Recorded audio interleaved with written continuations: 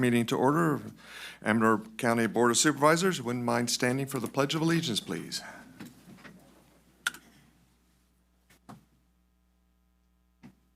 I pledge allegiance to the flag of the United States of America and to the republic for which it stands, one nation, under God, indivisible, with liberty and justice for all.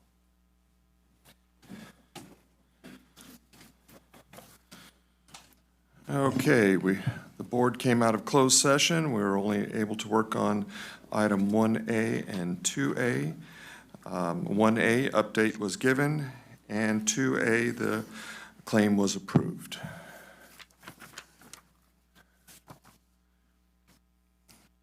Okay, we're on to public matters not on the agenda. Discussion item only, no action to be taken. Any person may address the board at this time upon any subject within the jurisdiction of Amador County Board of Supervisors. However, any matter that requires action may be referred to staff and/or committee for report, recommendation for possible action, and subsequent board meeting. Please note there's a 3-minute time limit.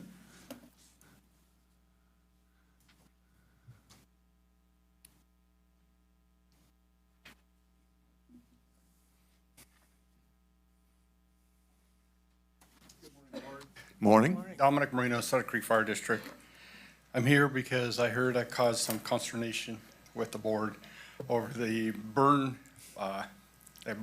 waste bin over. Well, that's not this board, but okay. So, apologize for that. The bin is very important to us, important to the county.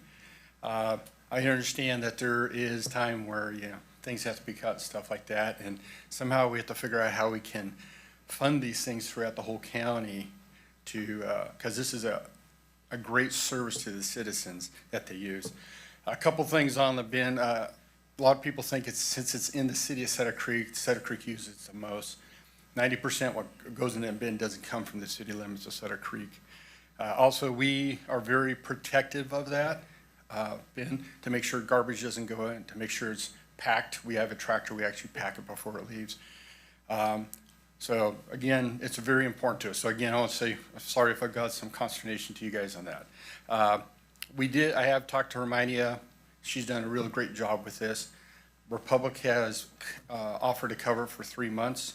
And I think we have a new plan that you'll see in January going forward that might be cut the cost and also be beneficial to the citizens. So we're going to submit a plan to air pollution, so you guys will see it in January for that. The Air Board will see that. The Air Board will, yes. So I just want to bring that up. I just want to make sure everybody's on the same page. Yes. It isn't this board that is controlling that. Yes. Okay. One other thing is I just wanted to bring it up. You brought it up, Logan, at our meeting. You said something about there's a certain amount of people living in their cars on the street. Mm-hmm. I think it was 80 women, you said, living something. And I was curious as what are we going to do about that? And I'm not sure what I can do, but I don't know where this is at or where is it going or who to talk to about to see how we can fix that. So I'm not sure the process with that, who to talk to see what we can do to fix that problem. Well, there is a homeless task force, so okay. That group can work on that. So it's the homeless. Who's in charge of that? Who's on that? Me. Okay. So I'll get with you and we'll see what we can figure out. Okay, thank you. Thank you. Anybody else? Shorty here. Not a problem. Good morning. I'd like to thank you for your time this morning. My name is Lori Donaldson, and I'm here as an IHSS worker. I take care of a few clients in Amador County. And I'd just like to take a couple minutes of your time to explain why this contract is so very important to this community. The folks that I care for, I've been very lucky. I've got some wonderful clients. Some have had injuries.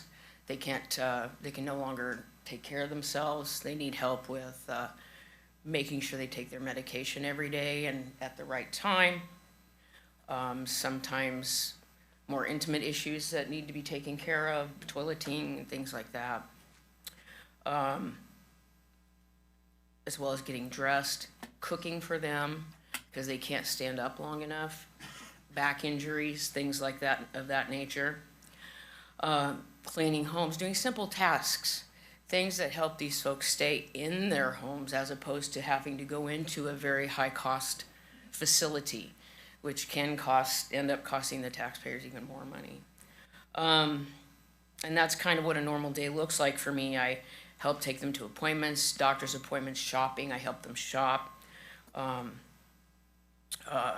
Again, help make sure they take their medication on time.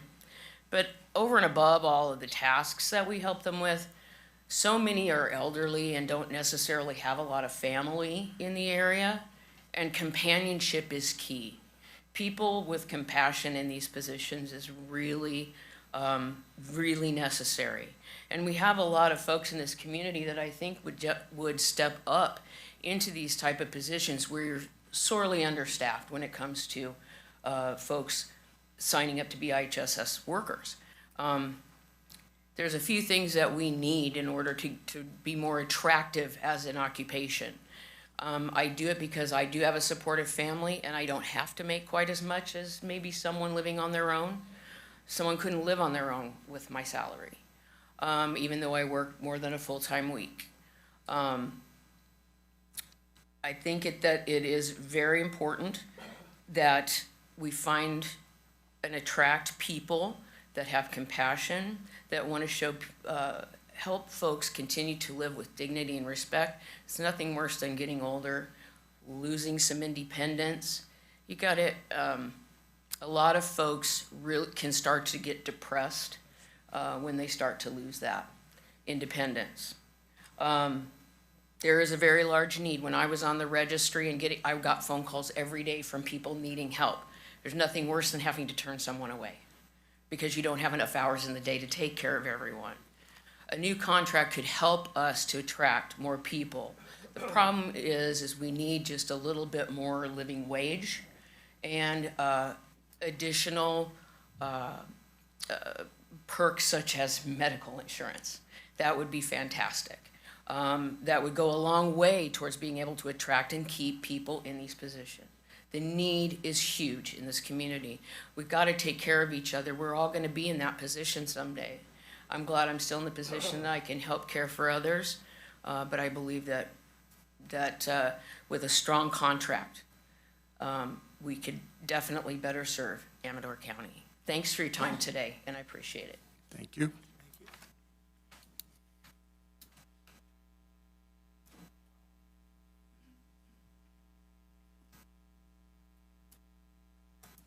Good morning. Morning. Merry Christmas. Thanks. My name is Sean. I'm actually a local here in Pine Grove, and I'm also the chief negotiator for the IHSS members of this county. And I'm really looking forward to working with you and getting them a living wage. As we know, these are our voters. These are people that are struggling and that we're going to run into at the post office. And they're taking care of your loved ones. And we really don't want to send them to a short-staffed nursing home where they're only going to get maybe 2 hours of care. These people want to stay in their homes like you want to stay in your homes. When we're not, all of us are getting old, it's going to happen someday. We're going to have somebody to take care of us, and it may not be our family. As much as we would like that to be, I wouldn't put that burden on my children. I would want a loving person like those people sitting in purple behind you that are going to be taking care of them. And with the cost of wages going up, gas prices, and just food, we need to really seriously think about what are we going to do for these people that you guys are going to run into at the grocery store. They're going to vote you in. They're going to be by your side, that are your community. Are we going to give them a living wage? Can we give them a living wage so they can stay home? But I really look forward to this, and I'm hoping we can have a really good partnership and come up with something that's going to help our community. Thank you. Thank you. Anybody else?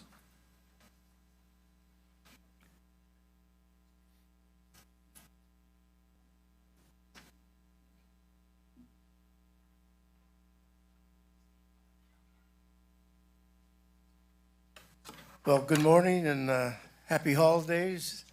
My name is Rich Escamilla. I retired. Pat, you're taking my chair right now, but you look good in it. Thank you. Anyway, I wanted to say to Jennifer, but I guess, anyway, I appreciate everything she did for us at the time I was a supervisor, and the other 4 supervisors thought very much the quality of the work and how professional and such a friendly face when you come to the board meetings and everything. And I just wanted to personally say to her that there's not enough words I could say how I appreciate what she did for us. I just, would you mind passing it on? She can hear you. She's listening in.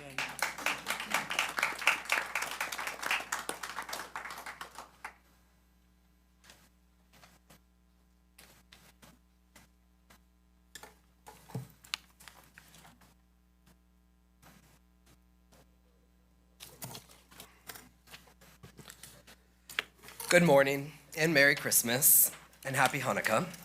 My name is Ty Polskamp. Whereas the power of government lies in the hands of the people, not those we choose to elect.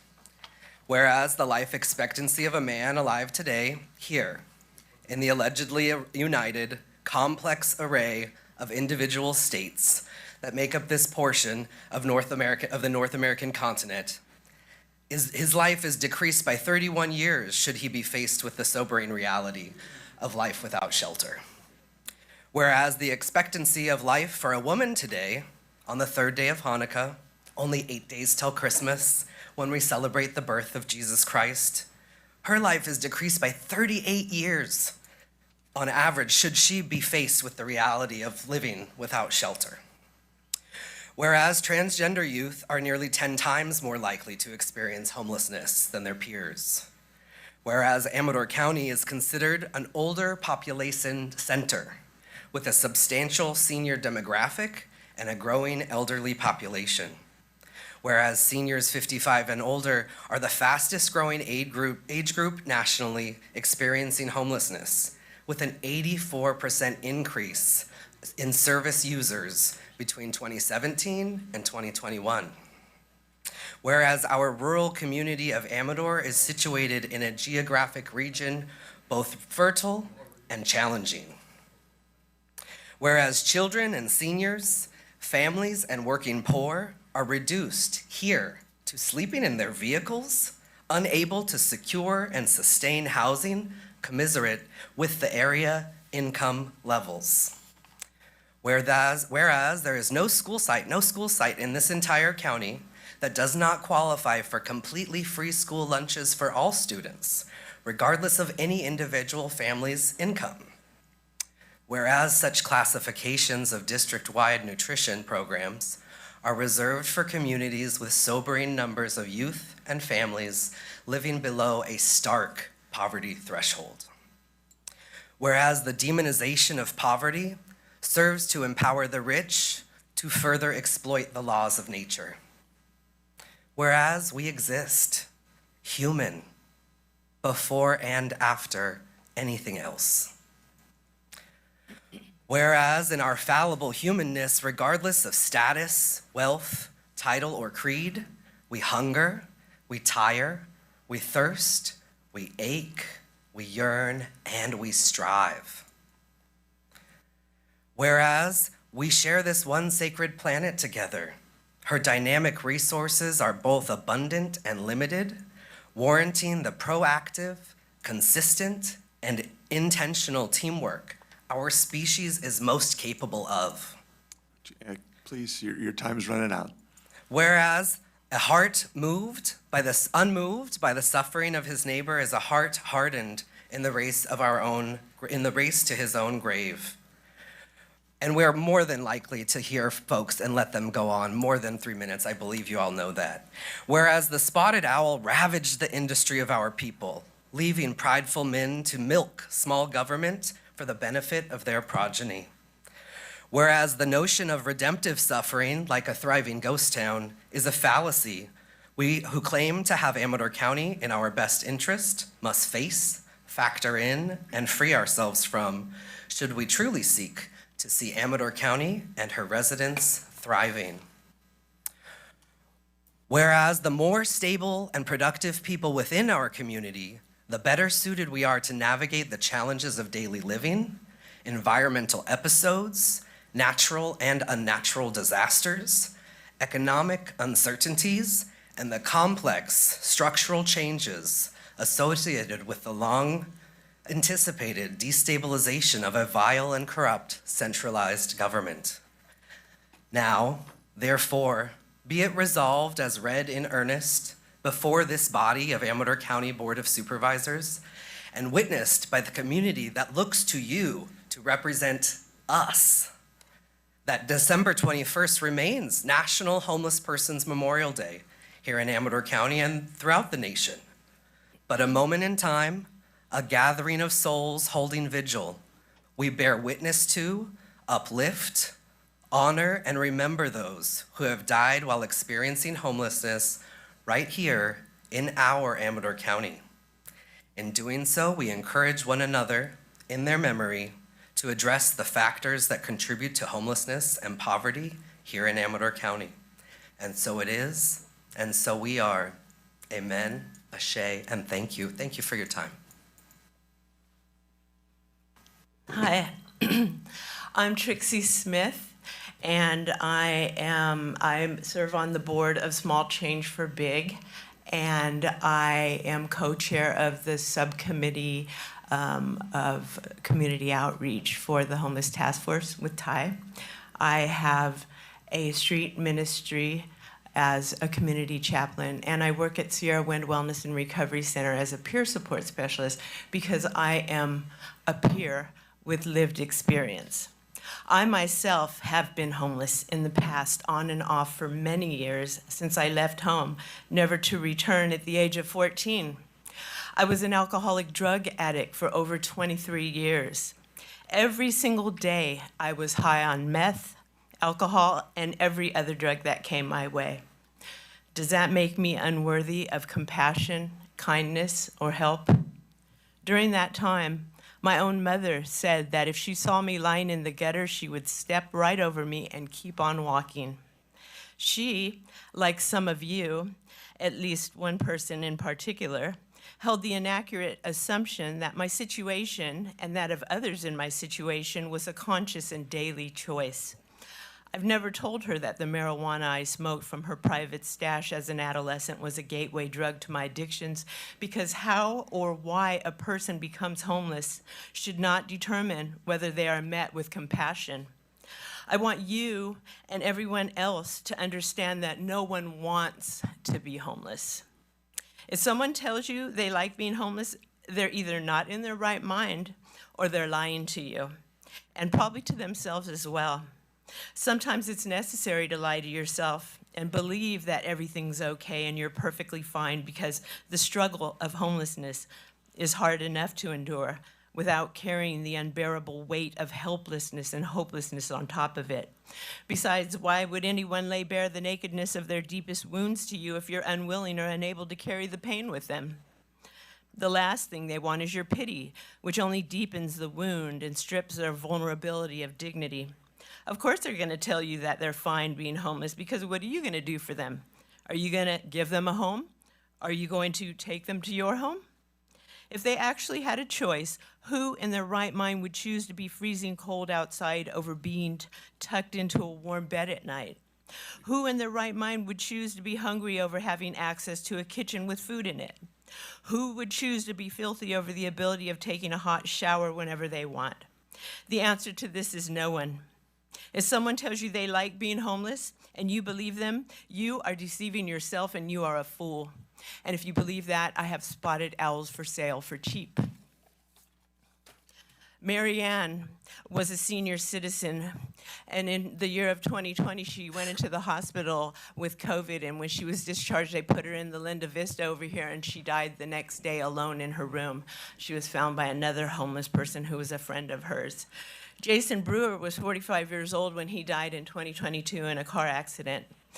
Bradley Wiebold was 49 years old, and he died in 2022. Brad was the one who died under the bridge by the hospital.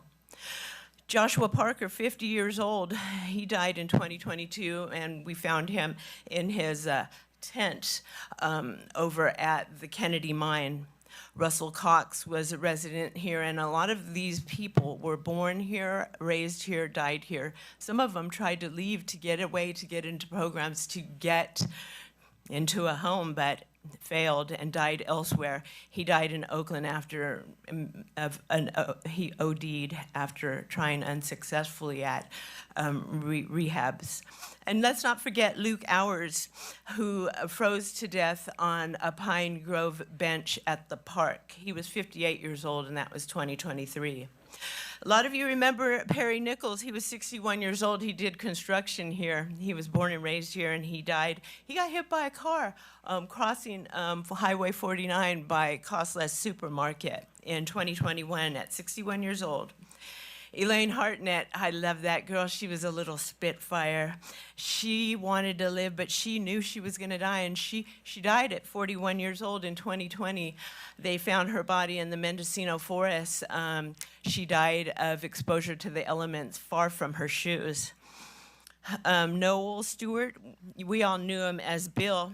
He was a veteran, and he was homeless. He died at 73 years in 2024. When he came to me, he had a cancer on his back that big that the VA was not taking care of. And we finally got his insurance changed, and they removed the cancer, and so he was he had less pain before he died because it did metastasize. Daniel Hunt, 53 years old, was a good friend of mine, and he was so kind. He didn't have much, but he always helped others. And I still don't know how he died, but I know he's dead because I haven't heard from him since 2024. Brian Keller, he just died 2 months ago in October. He was a veteran. He was homeless for many, many years. You might remember him. He used to work at Radio Shack. Yeah. And Von Campbell was 53 years old when he got hit over here on Hoffman and 49 crossing in the crosswalk in 2019. Danielle Katzin has just died in June of 2025 at 41 years. She got out of jail, and she tried to stay clean and tried to do the program, but it was just too much for her, being homeless and having nothing, and she OD'd. And let's not forget my good friend, Seamus Peed, who died at the age of 43 years in 2016. He was homeless, and he was also helpless and hopeless to the point of taking his own life. We found him hanging from a tree in a cow field over off of Electra Road. This is not a complete list. If you'll notice, this is only since 2019, the last 6 years, besides my friend Seamus. So the majority of people I named are familiar to most of you. If I were to show you their photos, you would recognize many of them because they were people you'd see on your way home as they walked down the street or sat at the park or in front of the store, etc. They were visible in public, and they lived in public because they didn't have privacy in homes, as they had no place to call home. They were Amador County residents without homes to reside in. Nonetheless, they were our neighbors, and we are called to love our neighbors as ourselves. So in closing, I would like to mention one last thing. In the book of Genesis 4:9, after Cain killed his brother, God asked him where he was. And he said, I don't know. Am I my brother's keeper? And the answer to that question is yes, he was. And so are you. And so am I. Thank you for your time. God bless you. We invite you to the vigil on Sunday at 5:30 at Pekovich Park. Okay, anybody else?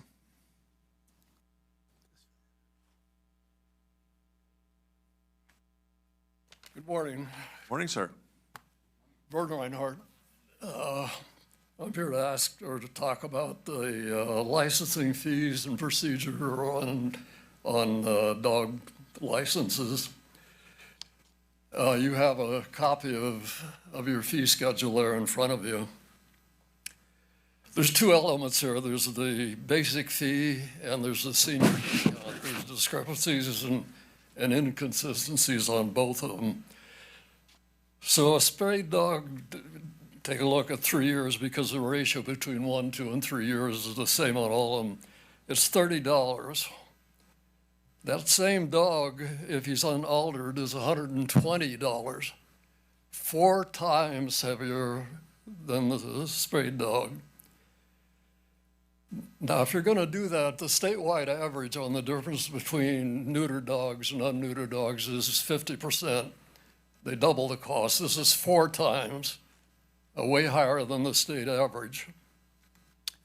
And if the county is going to do that, it needs a support for those rates. There needs to be a study of what the county actually faced in the cost of a neutered dog versus an unneutered dog. There's got to be a link, a justification for that difference. As far as I've been able to tell on the internet and whatnot, there isn't.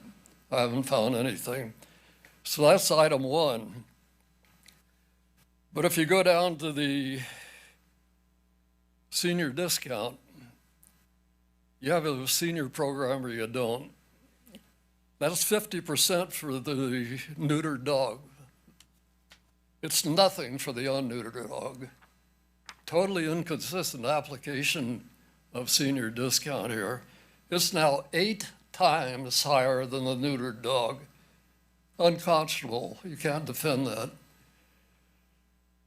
And I think it probably has the opposite effect to the county's collection of fees than if they didn't have it. If you've got a senior citizen that's challenged a little bit on money and he's got a choice here, he can either pay $120, 8 times what his neighbor's paying, or he can have his dog neutered, forced to have the dog neutered because of the cost. Either way, we put an added burden on the very person that they're trying to give a break to with the neutered dogs. So I'm asking 2 things. Number 1, there has to be a study in the county, and there may be, but I haven't been able to locate it, justifying 4 times higher fees for the one than the other, which is twice the state average on that. And the lack of a senior discount selectively on the other needs to be corrected now. That's insupportable. There's no defense for that as far as I'm concerned. So that's what I wanted to put before you and ask for some action on your part, or this needs to be corrected. Okay. Anything else you need from me? How will I hear the outcome of this? Do we have your contact information? Do you have a contact for me? Nothing that I've given you so far, no. I can do that. I can give a telephone number or address or whatnot. That'd be helpful, yeah. Okay, I will do that. Well, thank you. Anything else? That's it. Thank you. Good seeing you again. A long time. Yeah, it's been a while.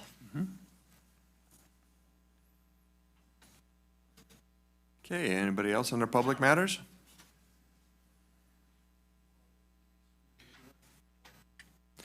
Okay, moving on to approve. The public doesn't have anything. I do have one little update. I just wanted to Sure.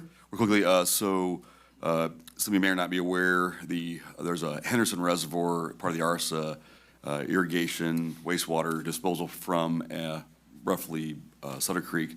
They've been undergoing a process of draining the pond in conjunction with ION, trying to get the pipe replaced. They had bunch of complications. The project went on much later than it should have, but they have the valve is now updated.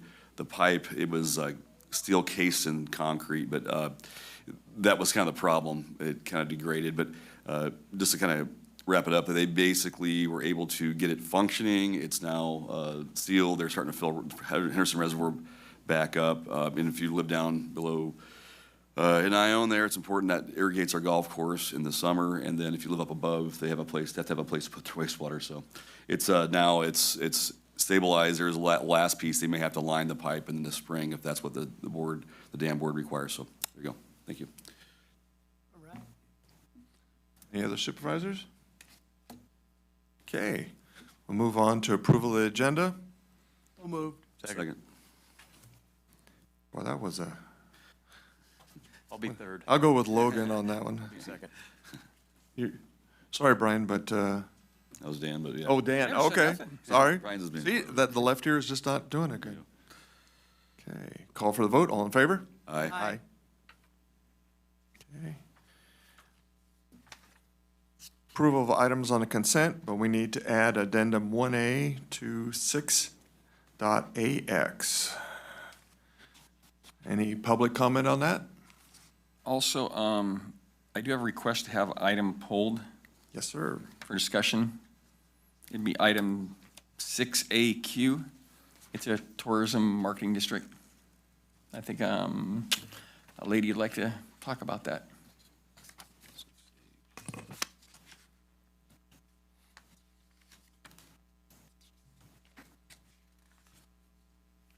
Where would you like to put that? Discuss it right now. Yeah, I'd like to do it like right now. Okay. And then we can probably make it part, just pull it temporarily and probably make it part of the regular agenda once she said her piece. I mean, just leave it like part of the, written consent.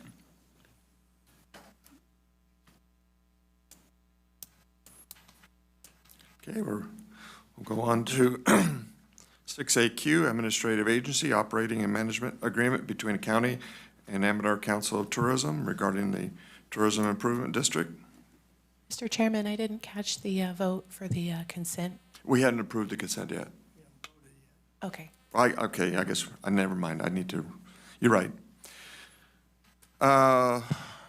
So we will go on to, other than that item being pulled, do we have a motion? Excuse me, I'm still backing this truck up here. You got me off track. Anybody else in the public on anything else other than AQ? Okay, then anybody on Zoom? No, not at this time. Okay, now do we have a motion to approve our consent agenda? Move to approve. Second? Okay.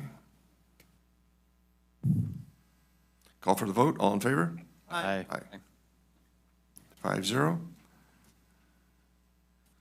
I'm going to put AQ in behind 5A for right now.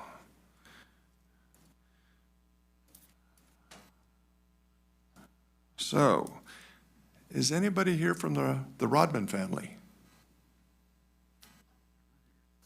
Okay. Do we want to push that item to another agenda? It's up to you. I don't know who put it on. I'm not sure. Well, it's been What the pushed request- back a couple times. Okay.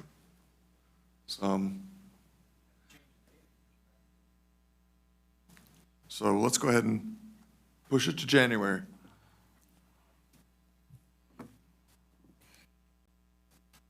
See if they'll come. If not, maybe in January, we'll just approve it. That's it.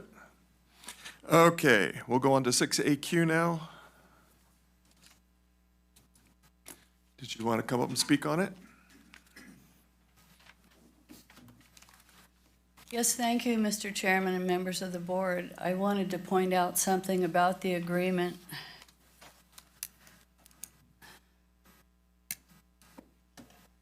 You state your name for the record. My name is Terry Sweet, and the You just need to get a recording. I paper know you- escaped. Thank you. You're welcome. So I believe the agreement should not be executed because it's actually void and unenforceable. And the reason for that is that it never listed the businesses to be assessed in the management district plan when it was being established. The Streets and Highways Code, Section 36622, states, "The management district plan shall include all the following," and subsection K1 states, "a list of the properties or businesses to be assessed." I've seen a lot of management district plans, and this is the only one that didn't list the businesses to be assessed. As the management district plan did not list the businesses to be assessed, the establishment of the district is not valid. Technically, there are no businesses in the district. Technically, the district does not exist. That means there's no legal basis to levy and collect assessments from any business. Paying any collected funds to Amador Council of Tourism has no legal authority. Based on these facts, the proposed agreement would be void and unenforceable when executed. Proponents can always start the process over, but to execute an agreement now would give every business a basis for not paying the assessment. So that was a mandatory part of the establishment of the district that never occurred. Thank you. Greg, can you answer that? So this agreement doesn't have anything to do with the establishment of the district. This is separate. If she has a claim, she has to challenge the district, which she hasn't done. So her arguments just don't carry any weight relative to this agreement. May I respond to that? Yes. The agreement, the whole purpose of the agreement, the obligation of the Amador Council of Tourism is to carry out the management district plan. So if it itself is not valid, it does apply to the agreement. The district is valid. You established it. It hasn't been challenged. It exists. This is the agreement that basically, the assessment, for one, the assessments haven't started. We're in the process of getting the assessments ready to start. And this agreement basically says when the assessments start getting collected, they will be transferred to ACT to implement all the marketing that's approved pursuant to the district. This is them agreeing to carry out those activities with the money that is collected. So it just defines the type of business, not the specific businesses? So all the businesses were notified. There is a list of the businesses. They all got mailings. And yes, it's described by the type of business itself, because they're always changing. You're adding new businesses, your businesses are going away, they come off the list. There's no mandatory that there's a list all the time. Fair enough.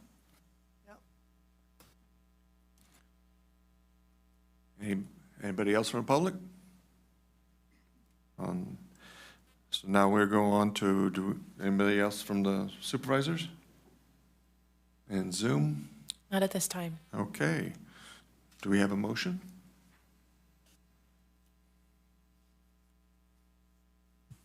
I'll move to approve. Okay. Do we have a second? I'll second. Okay, call for the vote. All in favor? Aye. Aye. I'm gonna vote nay. Opposed? I'm opposed as opposed to it originally, so I want to just stay there. So I'm a nay. Okay. Be 4-1, so it passes.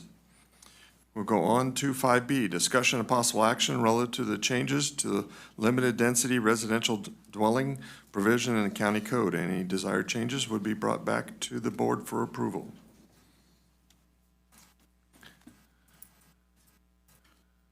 Do we have a presenter on this? We have a member of the public who's going to speak. Yes, sir. How you doing today? I'm TJ Hobbs, owner of Hobbs Construction. I fully support the LDRD code. If we can reduce this minimum parcel size down, greatly help my clients. I've been doing fire sprinklers ever since they were mandated in 2011. Average cost just to install a multi-purpose system is $10,000. Then you have the cost to update the well, because almost every client buys a parcel, already has a well in it, has a water supply. Those don't meet the flow rates. So then you have the impact, pulling a new well pump. You can easily be $15,000 on top of your $10,000. We're one of 2 states that require it. I don't understand why that exists. You know, the impact to clients.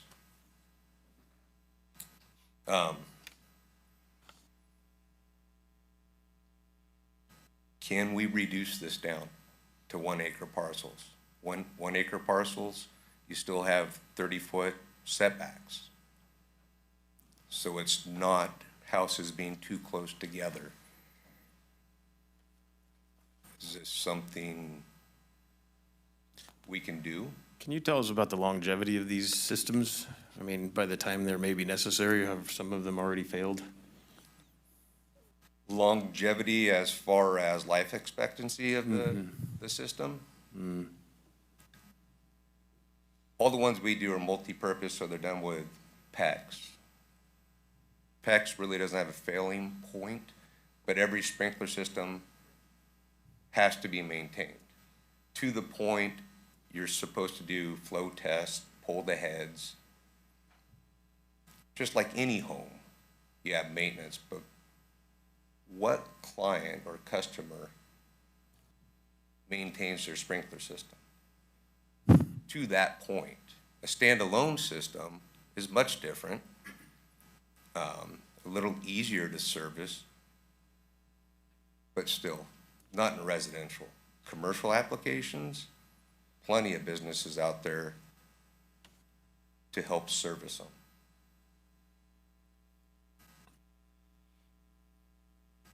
So you're saying the costs can be upwards of $35,000 on top of the cost of building your home to install a sprinkler system, not counting maintenance?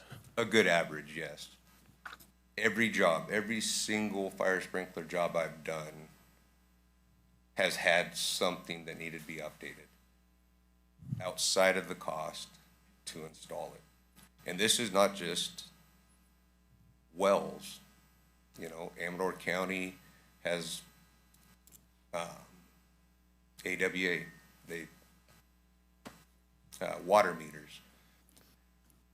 Not yet has a water meter had to be updated or replaced of size, but it's all the service runs to the house. Minimum line size is 2-inch. Upinar is one of the biggest suppliers of PEX. They do all the engineering for the sprinkler systems. But to give you just a little comparison of what we have to do as a contractor, I just got a set of plans on Wednesday. Send it out for Title 24. Title 24 is a big thing in the state of California. The very next day, I had all the documentation to submit plans, Title 24. The next day was truss engineering. Upinar was on that list to engineer the system for the house, 5 to 6 weeks out before they can even look at it. So it's just another difficult step in the process. Not that building a house is easy anymore. You probably ought to go to college because I'm sorry, I gotta laugh as I'm putting an ADU on my property right now for my mother. And man, the costs are just, it's supposed to be the cheapest way, but it is just so expensive. I've built ADUs. I just mean building in general. Building used to be a lot of fun. Right. A lot of fun. Is there a way it could be fun again in Amador County? Yeah. Yeah, make it more affordable. I mean, I only build in Amador County. I've never left this county, and I'm very proud of it. But all the houses I've built, and these are all custom homes, single family, only 3 have been for families. That's it. Everybody else is retired. I'd like to see some younger people being able to build a house, live here. You know, the fire sprinklers on your own website, and I understand there's no local sprinkler guys, but it's just very upsetting when you go to your own website and all the recommended installers are all from Sacramento, Lodi, Roseville. Kind of be nice to get young blood doing things up here, affordable housing, and this is one step to do it, one step of many. So I don't think there is such thing as affordable housing anymore, period. Not that there shouldn't be, but, and a lot of it is, Yeah, labor rates have gone up. A lot of is materials and regulations, and a lot of the material costs, if you pull that thread far enough, you'll find it goes right back to governmental decisions, not so much ones made here. Sacramento mainly. Perfect example is the California Air Resources Board and what they did the diesel motor. Everything in this room was probably hauled here by a diesel truck, including the building. True. And they've run the cost of diesel motors out of sight, trucking's out of sight, and it goes back multiple things. But I mean, I understand what you're saying, TJ, I agree, but all I'm saying is we didn't get here overnight, we're not getting out overnight. I mean, I'm happy you're coming forward telling us this, on this. I don't have a problem going to a lower size lot or a parcel. Because I know fire sprinklers, I know I got a friend of mine who's a fire chief, he likes them, and we argue back and forth. Well, at the end of the day, you know, the sprinkler system, the cover drops at 139 degrees, which is temperature-sensitive paint. So you can't just paint whatever you want on your ceiling anymore. And then your head on these covers, then the head breaks at 155 to 160, depends.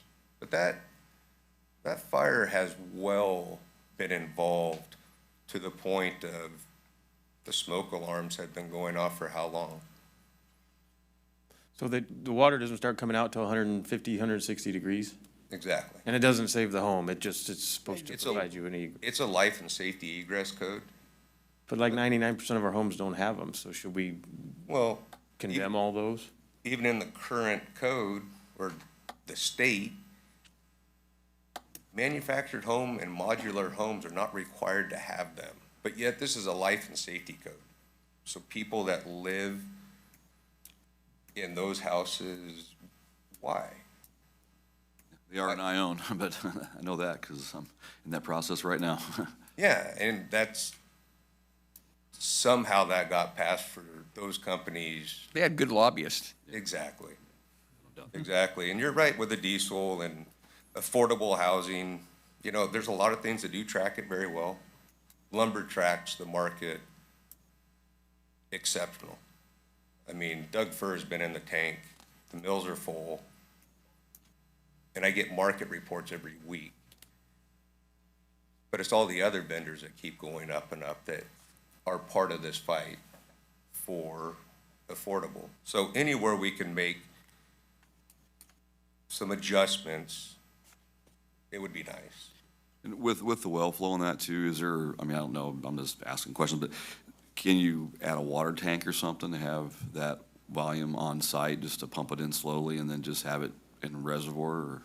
Yeah, they offer these units. We've done it one time. Personally, not a fan of them. I mean, you have you have two different things that are gonna fail now. You have a well pump, you have a above ground 360 gallon tank with a jet pump. So you have points of failure and they look terrible. Yeah. How much do they cost? Oh, more money. No. Yeah, I mean, it's a $5,000 bill to do one of those. Again, only one time. Currently, we're building an LDR, well, soon to be an LDRD home. We just got the major inspection, the frame, mechanical. But this particular client owned 4 lots. Well, the one lot wasn't large enough to meet, so we had to do a merger. And currently that just wrapped up. You know, that's a $2,500 cost to do the merger to get the LDRD permit. County's been great to work with. Building department, very helpful. Yeah, but my question, I guess, with the tank is I'm thinking if you get less than 5 acres, and it really depends on where you're at, what the water table's like, and drilling a well every acre, I mean, that could be really a problem for the neighbors. I mean, I've seen that in Willow Creek there, wells get deeper and deeper, and people are trying to keep enough water. I'm not sure if that matters or not. I mean, if it's not being used, I guess it doesn't matter, but it is a lot more holes in the ground. Well, that 1 acre lot was getting its water somewhere right to live on. I mean, the multi-purpose system is tied to your domestic water supply. You cannot turn it off. Okay, If you turn it off, you don't have water right, in your home, and it cycles. okay, It feeds every single cold water supply in your house. okay, So whether it's a hole in the ground or city water supplied with a tank, you know, doesn't matter. I don't see that depleting your water supply like Willow Creek. I mean, that's Yeah. just people are going deeper, just like Shenandoah. Right, yeah, so I guess that makes sense. The fact you have to drill it, I guess, is the bigger thing. It's not drilling, it's the replacement of the pump sizes. Okay, Yeah. Because Just a curious question. I think you kind of build a little bit higher end home, which that's fine. But average home, I've been hearing like $350 a square foot. Is that about right? Roughly? roughly, 2 to 4. Because you start adding that number in, you go, okay, if you're building, 1,500 square feet, and then the lot cost, and the water cost, and this cost, the power cost, or whatever. I mean, you're talking just a average home's $600,000-$700,000 can be. yeah. That's a lot of money. Oh, I agree. So yeah, I think, Part of the reason for this is trying to save money wherever we can. Sometimes it's the difference of whether you build or you don't. Well, if we reduce the lot size, you have obviously a land purchase price would be lower because you could buy 1 acre instead of 5, and then all the other additional costs as well, too. When I was building my home, I had this contractor and we were negotiating. And we got to the point where I only had a certain amount of money, and if we couldn't build the home that we wanted, then we just weren't gonna build the home. So, those little differences, and it came down to the 3,000s and the 5,000s here and there that actually got us to the point where, we could have built the home for less. That wasn't anything that we wanted, but at that point, we wouldn't have built the home, so. Chuck, didn't we have a pretty lengthy discussion about 5 acres against 1 acre when we adopted this? We did. And we just wanted to go slow and see how it was gonna work? I think that was the intent, was Yeah. to go slow and you see these come through. We record agreements on them every time that it's done. And I don't think there's been problems with it. not that I'm aware of. No, So I'd be all for it. What size are we talking about? Like 1 acre, half an acre? 1 acre. Can we negotiate? We can talk. That's what we're doing right now. 0.75 of an acre? If we're talking about trying to make it, here's my statistics from Jim Rooney. We have 10,207 homes in the county. 50% of them are primary residences. It's estimated that maybe up to 1,000 are short-term rentals. That's 10% of the inventory. An apartment in Cedar Hill renting a 2-bedroom apartment is about $2,000. You go talk to any young couple, there's some that are working right here in this building that spent years trying to find a home and finally had to pay almost $500,000 for something that was almost ransacked. It's like, those same couples aren't gonna be able to afford the 40 acres or the 5 acres. They're gonna be in the smaller lot sizes. And I think if we continue to work on these little things, we could get it to the point where a young family could actually build here and it was a more financially viable option than buying. Yeah, if you're talking 25,000, or maybe roughly, would that be about a ballpark number for a sprinkler system? I'd go a little higher, A but little higher? 30? yeah, let's call it 30 a good average.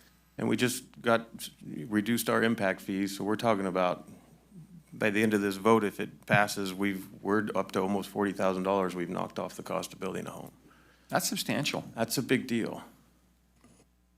I remember when I built my house, it was like $8,000 to put in the basement, and I thought, I wish I had. Yeah, I was gonna put one in too. I had all these dreams, but money. Yeah. That was it. Supervisors, unfortunately, I don't think this is something you can do today. What? Because the LDRD is in county code. You'll have to amend county code. You've defined what rural means. So state law does allow the counties to define what rural means. So you have leeway, but it has to be, you have to justify why it's rural.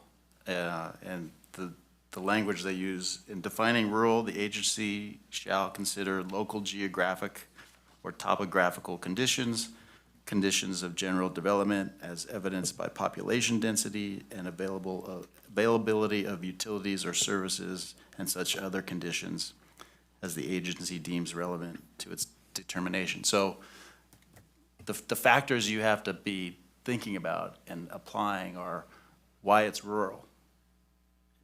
It shouldn't be that you don't want to include the cost of sprinklers. That's an effect of it, but that's not the justification. You have to explain why these parcels that you're including fit that definition of rural.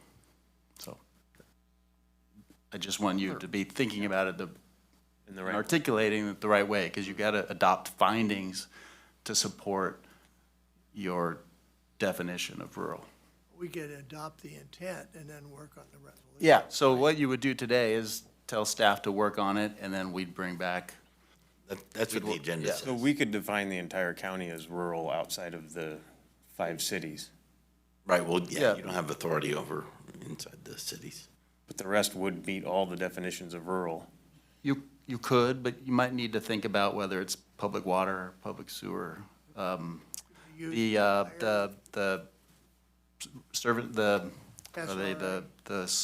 community centers, they might be maybe outside of the regional communities, whatever the zoning term is, that you've created in the general plan. Oh, the town. Special Town planning centers, areas or whatever? yeah, the town centers, or special, like, maybe Kirkwood would be excluded, things like that, some of those. But yeah, the rest are probably. I mean, what we'll do is we'll look at how other counties how far they've gone in defining rural. I think Amador has similarities with a lot of these counties that adopted these regulations and. So this is going to go through a whole nother process. Is it going to go back to the planning department? It's going to go back? No, it's not in the zoning code. I don't think it's in the zoning code. It's in chapter 15, so it doesn't have to go through the planning commission. Okay.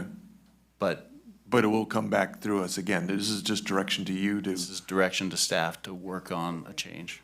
Okay. Well, so one thing I'd think too, I mean, I think we'd have to have kind of a general feeling of the board whether you want to do it or not before we do that. Wouldn't that be helpful? And we could legally do that, couldn't we? Right, and that's the intent of today's item, is to get direction from a majority of the board that you would like to do something. So we could work on it and potentially bring back alternatives. Or if the board wants to say what you think, and we'll work on that. In terms of size. I understand what you're saying, and one thing I think where Logan's coming from, and maybe some other members of the board, is we're also looking, going, hey, okay, we need to meet this criteria, but we're also saying if you can bring down the cost of a house almost 10%, which we live, not saying you have to always live in the past, but we lived hundreds of years without fire sprinklers. I think it'd be a good thing at times, but also I think some of the insurance companies will also look at fire sprinklers when they go off. Unintentionally, I think the damage is pretty major. The insurance companies don't like them at all because it doesn't save the house. It just ruins it. Yeah. And the fire chief who's for these also wants us to give away free stuff and fix all the other problems and pave all of our roads. Well, heck, we want our roads paved. And at some point, we have to reduce the cost to the people who would live here. Yeah, no, I get that. More houses is more tax, so. Well, like I said, I just told you I put an ADU on my property, but because my main home did not have a sprinkler, my ADU did not have to have a sprinkler. So I did not put a sprinkler system into my home. I did upgrade my water system, so because it's both of my water's home and my ADU running off there, but now it's got a 1-inch service line to both of them. So I completely agree with you. Because I'm also, one of my other hats is Mace Meadow Water Agency Chairman, and I've had 1 house fire in my 20 years of being up there, and 5 floods. Now, the floods weren't all from sprinklers, because I have very few homes that have sprinklers, but people turn off their heat to be snowbirds, and you're like, really? You know, and you'll break a pipe, and then that house is sitting there running water when it warms up. And so that is an atrocious thing to watch and see. In fact, one of my friends now they had to put on by their insurance agency, a disconnect if the system sees too much water running at one period at a time for extended period of time, it'll shut off the house. Yeah, leak detector. Leak detector, yeah. TJ, you're living the life we're not. Would a 1 acre parcel be a good compromise? Or, I know, talking about a half acre, but we don't want to keep changing it every year or so. If we're gonna go smaller, people usually want a little room if they can get it. You know, acreage, they park their boats and. If they can get it, yeah, or afford it. So I'd go as low as you can possibly go so you don't have to change it again. Okay, appreciate that. So, Is there any way? anybody else? Oh, I'm sorry. Is there any way to challenge the state on this? I mean, all of my reading, and again, we're one of two states. Not saying you couldn't, you'd probably be better off making findings and leaving it at that. Understood. In El Dorado County, you said Chuck is working on lowering theirs? Oh, it was Mariposa just did a very comprehensive Okay, report Mariposa. on everybody, and Greg. got a What copy of that. size property did they settle on? Their little summary doesn't go through that. It's not included, so that's something we would do is sort of try to get an idea of.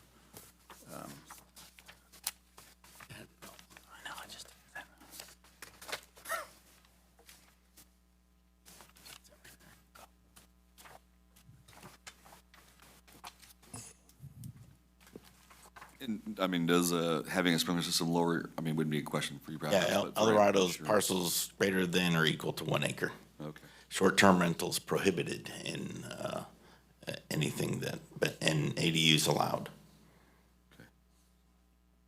So, Well, thank you, TJ. You're welcome. Appreciate it. Thanks for hearing me. Anybody else from the public want to speak on this item?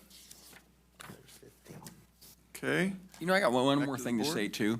So we're looking at possibly, you know, the life safety thing. House may catch fire, it's supposed to help them get out of the house, which it may not. Probably would. But also we're looking at people that can't afford a house. And that's, I mean, and there's people out there, there's a fair amount of the homeless is drugs and alcohol. But hey, I can see now this day and age where people might be homeless, so they don't have a friend or a neighbor who will let them sleep in the couch just because of dollars and cents. I mean, we're kind of there. So. And buying a house now is very challenging if you're in a market of 400,000 or less. And I think it's plausible we could get to the point where we could build one for that in this county. And then it would be like a new one instead of what I've seen people have to purchase for $400,000 now. Yeah, I wouldn't have a problem going an acre, and I would consider half acre. I don't know if I'd go below that. Well, I'll take half an acre. Okay, so Supervisor Neto, you agree with bringing this back?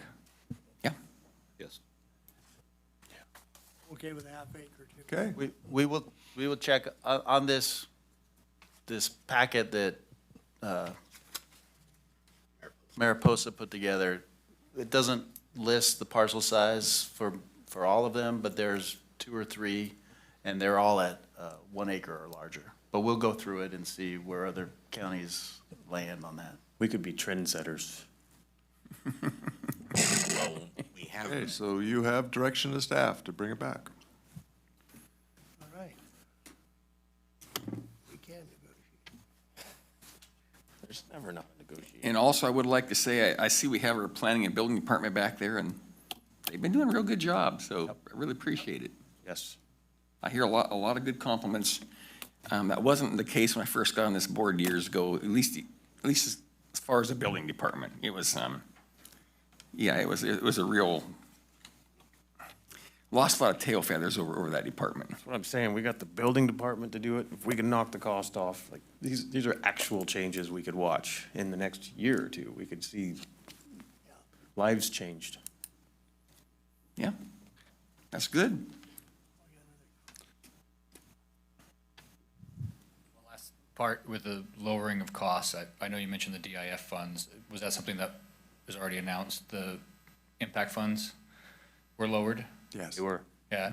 That was a while ago. Is that also going to help young people want to live in our area, though? If we're not looking towards making those changes, towards inviting young people? Because we live in a desert from recreation now. And I have to stop you because you've said that multiple times. You said there's no trails. I grew up on tens of thousands of miles of trails and lakes and like. in Amador? Yeah. There's 18 multi-use trails, including Mount Zion Demonstration Forest. What about all the ones around Silver Lake and Bear River and Caples Lake and the Carson Iceberg Wilderness and all over Kirkwood and? There are lots of upcountry trails and there are lots of recreation activities, but where is our population access, right? Right, this is a great year because there's no snow. You can go up there, but most years, October, you can't go up country anymore. Well, our young families can only afford to live in Upper Buckhorn, so they're right next to all those trails.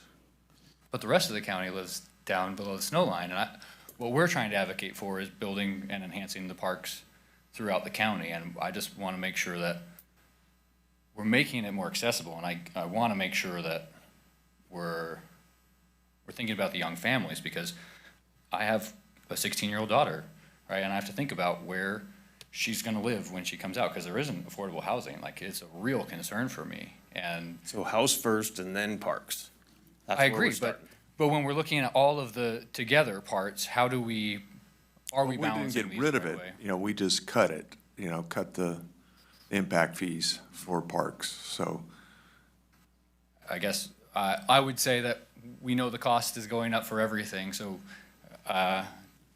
as we maintain balance is my only thought, because I'm a strong advocate for lowering the cost of housing, because I don't see a way forward for most of the youth in our area when we look at just the availability of apartments and things like that. So making those decisions, I think, is very important, and that's all. Thanks. Thank you. Thank you. Okay, you have direction, unless there's anybody else from the public?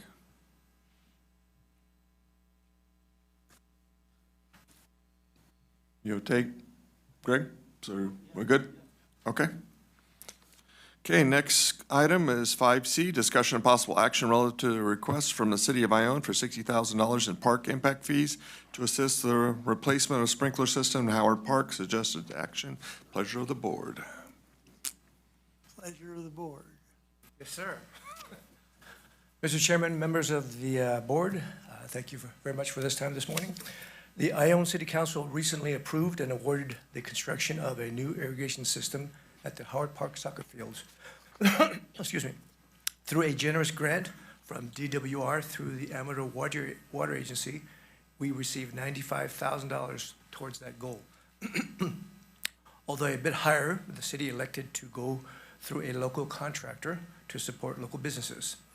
I am here today as I was directed by the council to request your consideration in supporting this cause.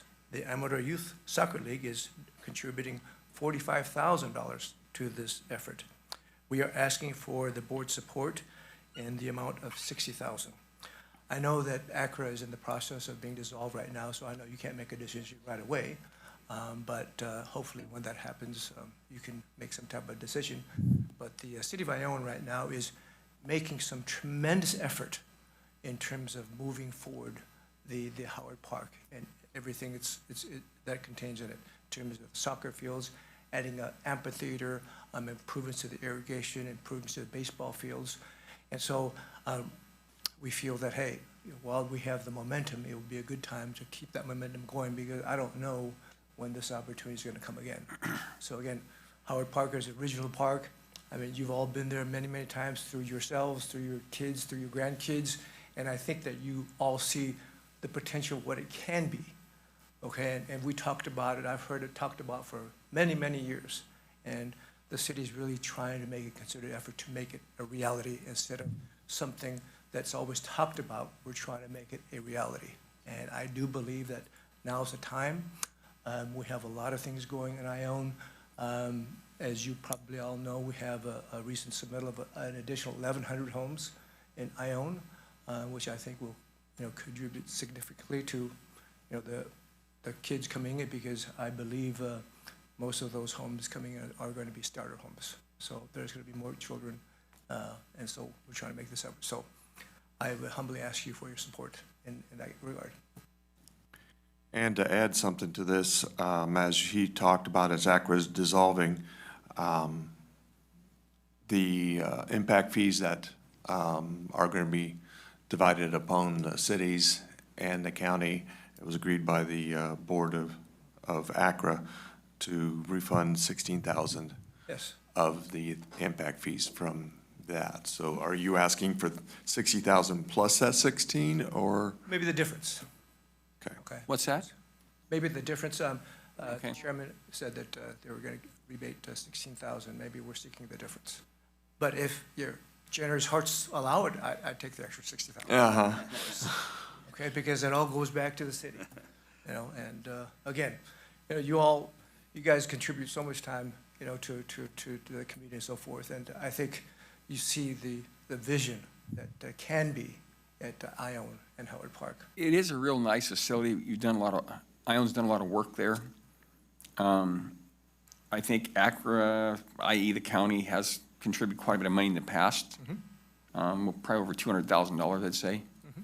One question I have, Mr. Lee, is the city of Ione collecting capital facility fees from new housing that's going in, like for the jail, for this building here? The housing, from my knowledge, has kind of stopped. We're getting some houses here and there. But in terms of what you're talking about, I think previous councils did not contribute to the sheriff. It's kind of a real sore spot with me, Yes, quite honestly. I understand that. He's not alone. Excuse me? And he's not alone. Yes, I get it. And again, I can't, speak to what the actions of the previous council was. The only thing I can do is push forward the agenda and be a part of the county. Because again, the county obviously is important, and I'm doing everything I can to become a part and push the council to participate more in areas that we can participate. And I think it's something I think if they did it, and they could do it, should have done it, it would have probably been $1 million to go towards, we're spending like, what, is it like, Mr. Eiley, is it like $23 million in the jail right now? Cost, Yes. roughly? Yeah, about, actually a little higher than that. 26? Yeah. I can't remember the number. Maybe it was 23, now it's 26. A lot of that was a grant, but also I think the county is like $6-7 million we're putting in towards that deal. And I mean, I don't know about Ione, but the rest of the county has people go to jail now and then. Maybe Ione doesn't have, nobody goes to jail, But it's a facility we have to have. So that's why I would agree, but, I would like to separate the issues. I think this is for Howard Park, which is a regional park, and I think it would benefit the entire county. I do know that with the new proposed development coming in, I know that that's going to contribute significantly in terms of all the impact fees that will generate from that development. No, I think you're a smart man to separate the issues, but I don't know if I want to. Well, and historically, we have no evidence that any of those impact fees from those 1,100 homes will make their way to be beneficial to the entire community. Well, in terms of you have the impact fees for parks and rec, you have impact fees for water, and the various schools. But we don't get that anymore because ACRA dissolved. Oh, okay. Well, again, maybe we can incorporate, I think one of the plans proposed is to incorporate, because right now we are doing a next study for the impact fees. And so we're looking at a broad spectrum of things necessary to include, because with the 1,100 homes, that's probably the city of Ione's last opportunity for any major development. So we want to make sure that we do this right. And so we're taking extra steps and precautions to make sure that any issues are covered under this new development. Because Well, question on that. So it's still kind of like the preliminary stage as far as 1,100 homes. Yes. It's going through the tentative map process right now. But it's part of the general plan. So again, I don't think we can stop it. We just have to work with them because it is part of the general plan. Well, my question is, do you think there's still opportunity where the city of Ione could put in place that community capital facility fee?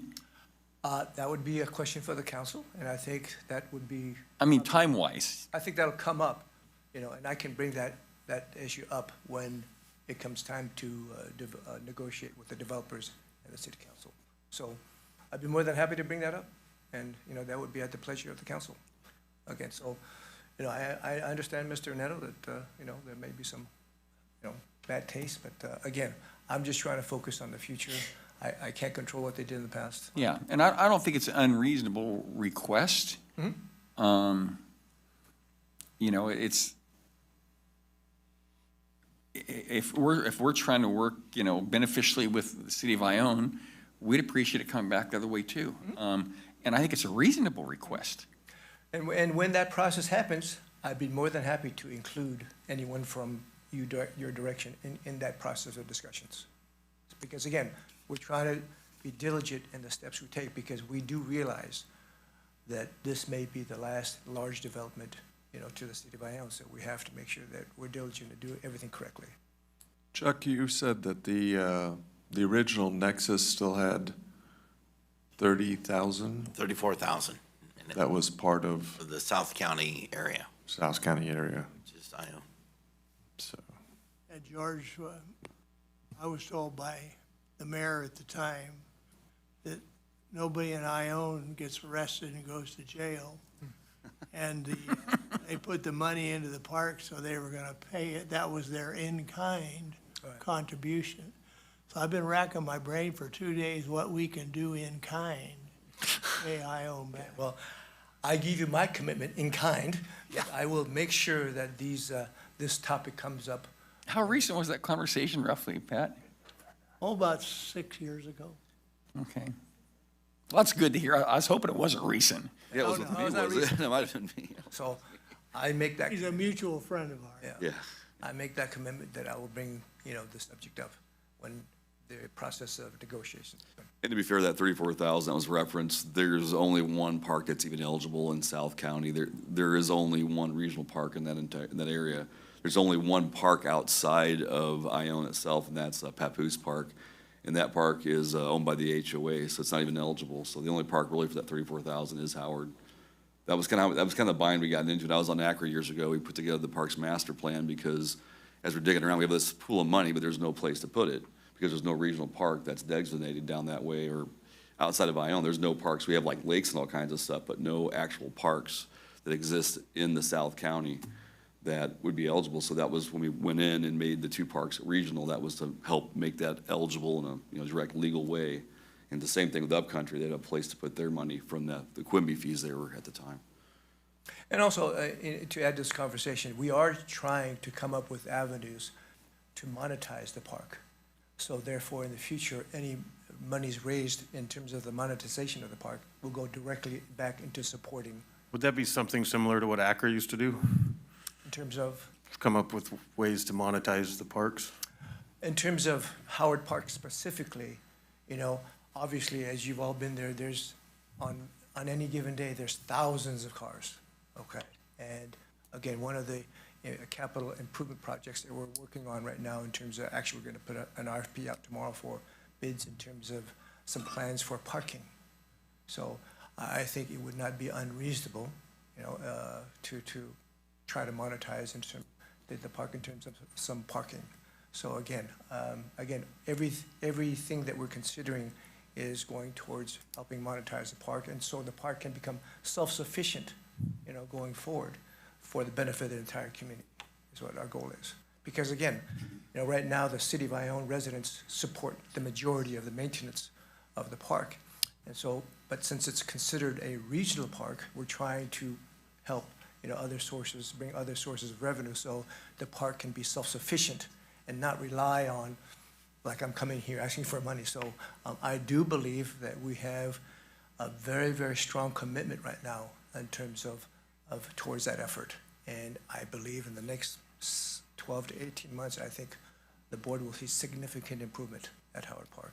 And I will say this, Mr. Lee, a lot of the community does go to Ione Park, you know, but conversely, I've seen a lot, like, you know, kids run Little League. They also went to, you know, up there Dieter Park, or they went over the, like Cribbs Field and or Sutter Creek, up to Molly Joyce Park, you know, so I mean, and that was kids from Ione, that was kids from all over, they travel around. Ione is a big, is a big facility. I mean, you got soccer fields there, and there's not many soccer fields around available, so I do like the facility.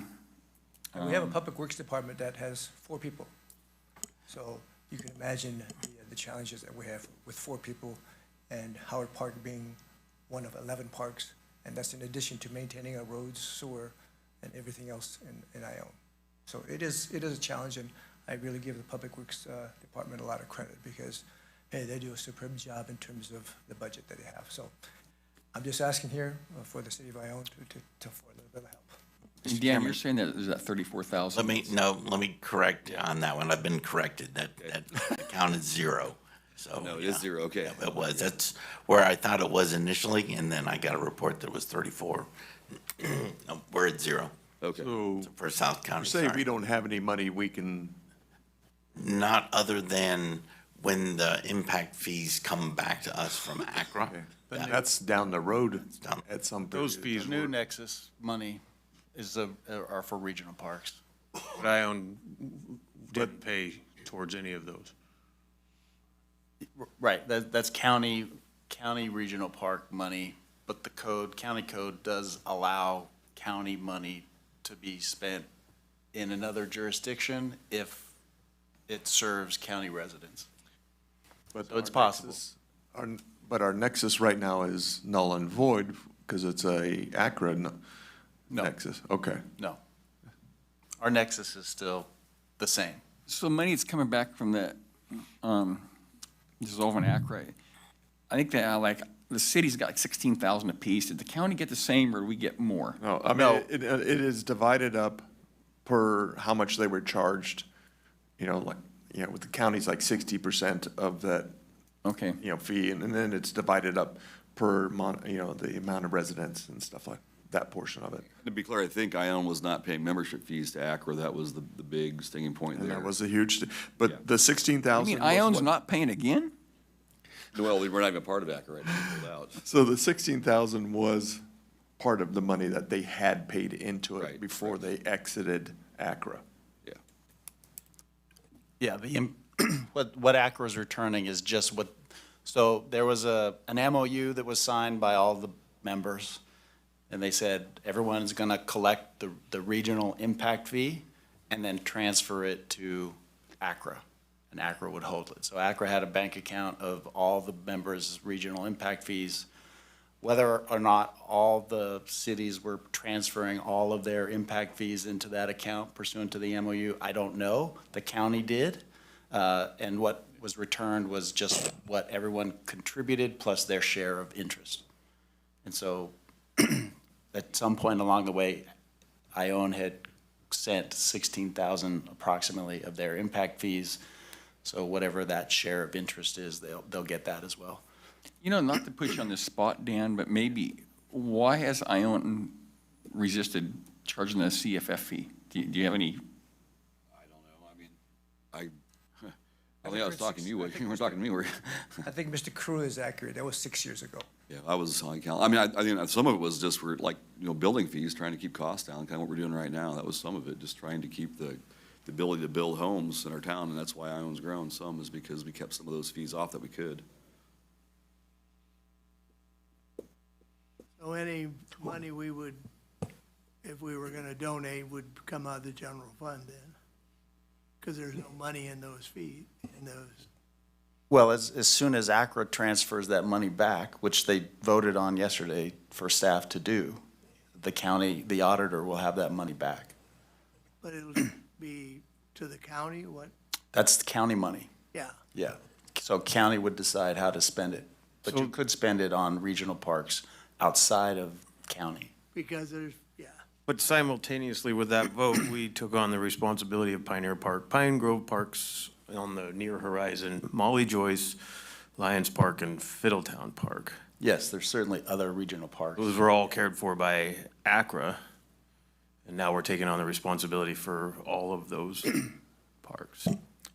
One other question that I think the board might be interested to know is whether your city attorney has looked at this project and determined that it's appropriate for impact fee usage? The replacement of an existing sprinkler system?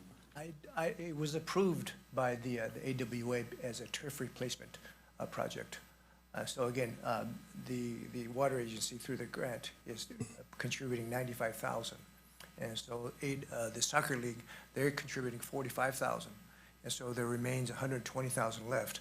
City's gonna absorb $60,000 of that, and I'm asking the county to split the difference with the city of. And to clarify, Mr. Lee, so the sprinkler replacement is for like the Picnic Hill area there, is that what that is? No, where's it at? So that was divided. So Okay. that was divided. I believe 900 some odd thousand went for Picnic Hill only.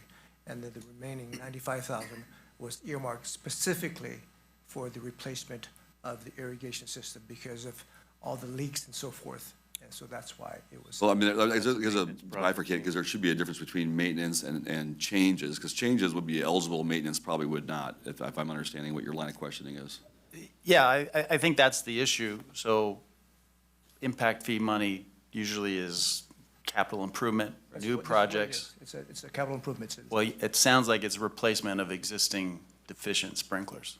Well, it's being taken out and a brand-new irrigation system is being put in. So Okay, well, So is the okay, turf, that, right? yeah. Excuse me? The turf's being replaced. No, the turf is not being replaced. It's just the irrigation system only. Yeah.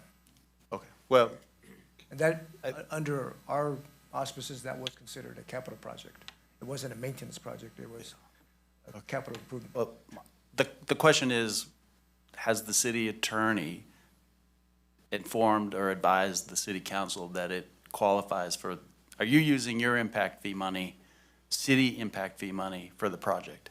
I do not believe so. I believe we're using our general, it's coming out of the recreational fund.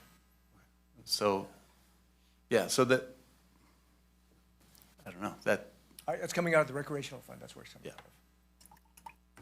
that's still an open question. I mean, if in our agreement where we transfer money, impact fee money to another jurisdiction, they are guaranteeing that the money is properly used on a proper project. So that ultimately would fall to them, but it is a question whether it's properly used, a proper use of impact fee money. Because if you're adding facilities or increasing capacity, then it would likely qualify. If you're just doing maintenance, then it would not qualify. That's kind of the. Yeah, but I wouldn't consider this maintenance. It's a capital project because you're replacing the old system and putting a brand-new system with additional pumps. And so, again. Yeah, Maybe it's an upgrade, so that might qualify. Yeah, the lawyer. We're not repairing the old system. We're putting a brand-new system in. But you're upgrading the pumps and stuff. Yes, we're adding an additional booster pump because it did not have enough pressure. Well, Greg, that might put it in where. Again, Yeah. they're gonna have to decide, because if we give them the money and someone sues about whether it is proper use of impact fee money, they'll be on the hook pursuant to our agreement. Okay. If the board even gets to that point where you want to transfer county impact fee money to the city. I think our new park and rec board, what do we call it? Have we named it yet? I think we need to look at all the other parks that we're taking the responsibility for and assess what impacts are necessary there. Because, I mean, the genesis of the dissolution of ACRA was the secession of Ione. I mean, that's what started this whole thing, and now we're inheriting all of these parks, and there's very little capital improvements that have been made on any of those. Well, there's gonna be a fair bit of improvements done, on some of them. I think like up there at Pioneer Park. They're redoing like what the tennis courts and pickleballs, and over in Fiddletown the same, but But yeah, Molly Joyce Field and all that, there's, probably could use some help. And like, the park's gonna be, we're taking over the one from what, in Pine Grove, it's, yeah, so that'll be, a little more load. The Lions Park really is pretty innocuous. I will say, I think the Ione facility is a major facility. A lot of people go there. I mean, it's like Grand Central Station, especially in the summers. So we're in a tough spot here. Well, what's the timeline on this for the replacement and all that and the money? It's going on right now. Okay. The local contractor is working on it right now, and he hopes to be completed with the project before the end of the year. Well, that's, another thing is we don't have any of the money transferred, isn't? Yes. So I'm not asking right now. I'm Okay. When ACRA does get, if ACRA does transfer the money at that time, I ask. Because I don't know exactly when. Could we bring this back maybe? I'd love to talk to some of the people in the city council in Ione and just see where they're at. I'd like to hear their vision for the future and participating in these regional projects. Especially like the capital facility fee. Not trying to be hard-nosed, Mr. Lee, but it's been a kind of a bone of contention of mine for quite a while. Sure it has been. Well, there were challenges down at ACTC too, as far as new paving equipment and. It wasn't you, George, but Ione started this beef. Yeah, and so again, I mean, we're not putting all of our marbles in one basket. I mean, we are, looking at other resources and other grants and so forth. So again, we just happen to be in a very critical time right now. Yeah. And You said you have a little bit of time, so you don't need. yeah, I mean, again, obviously, nothing's gonna happen until the monies from ACRAS is transferred. So again, this is just a request for you to consider in the future. Okay. You get that money. Because also, I'm just thinking about if they're gonna build, 1,100 more homes, that's gonna be more impact than a jail. Again, that's for the city council to discuss in the future. But again, I did commit that, hey, I will, a lot of issues will be discussed at that time, not just one. Because again, as I said earlier, this is the last viable project in Ione in my lifetime. I don't think there's gonna be anything more. Do you think, could you possibly talk to like maybe your mayor and say that, the board or supervisors would love to have them put it on their agenda for discussion and possible action? I think when that time comes, of course, because again, we're a little bit far out right now. No, I mean now, so, I mean, it's not just that project, but just in general, the capital facilities fees, if they could discuss that at the city of Ione, and would they be willing to participate with the county? I can ask the mayor. I mean, it's something, I think it's a fair request. And I think, you've built quite a few houses in Ione, which, I mean, Dan said, they're trying to lower the cost of the house, which, hey, I got no gripe with that, other than, it's still an impact on our facilities. And, that's kind of where I'm at right now. I don't really want to, I'd like to just see where we're at, and if they're willing to entertain that. Not saying, if they say no, not saying I'd vote against putting some money towards this, but I might. I mean, I don't want to predicate on that. I like the facility you have down there, appreciate it. It's a very nice facility, and a lot of people from throughout the county do use it. I mean, I've been there in the past multiple times, and it's a great place. But they are gonna get the 16,000 Yeah. as soon as the disbursement comes. Yeah. Yes. All right, well, so you got some money coming. So, anybody else in the public want to speak on this? Okay. All right, thank you. Thank you. Back to the board. Do we want to push this? Or do we want to vote? Anybody want to make a motion? I wouldn't mind pushing it down the road a little ways. He says they don't have a time frame. They have to have it done, like right away. They need the funds. I would suggest a second meeting in January. That would probably be a good timeline to get a bit of, Okay. looking at, if that works for you guys. That'll give us time to go look at all of our new parks. That's what I'm thinking, yeah, right. We're gonna need. It was a, Yeah. Well, the next My grandson plays T-ball, and he lived in Ione, and I went and watched T-ball at Molly Joyce. So this is going both ways. It does. Kids in Ione come up here too. Yeah. Yeah. Cedar Park, they go to the pool. Mm-hmm. So do we want it in the second meeting, thing in January, or do you want the first in February, just for the fact is that the last ACRA board meeting is February 2nd? February? Probably February then, yeah, just to be. Okay. Some clarity. Greg, do we have to have a letter from the city attorney why they think it's a capital project? Just for the, It would be good, like, well, when we transferred money to Plymouth, we didn't ask for a formal letter, but we did, I think we asked at the meeting whether they determined that impact fees could be used for the project, and they answered yes, that they had looked at it. If it's on them, I'm not asking for a formal letter. okay. Just an acknowledgement from them that, hey, they understand this, you know, maybe. Yeah, we do include, On the hook for it. we do include that language in the agreement. Okay. That's good. It wouldn't be bad to have it. It might advance the argument a little bit more, but that's just my thought. I just mostly wanted them to think about it, understand that that's an issue for them. Okay. Unless anybody else has anything else, we'll move on to 5D. General Services Administration, public auction of 18875 Ponderosa Annex Road, Sutter Creek. Good morning, Board. Morning. GSA Director Glenn Spitzer.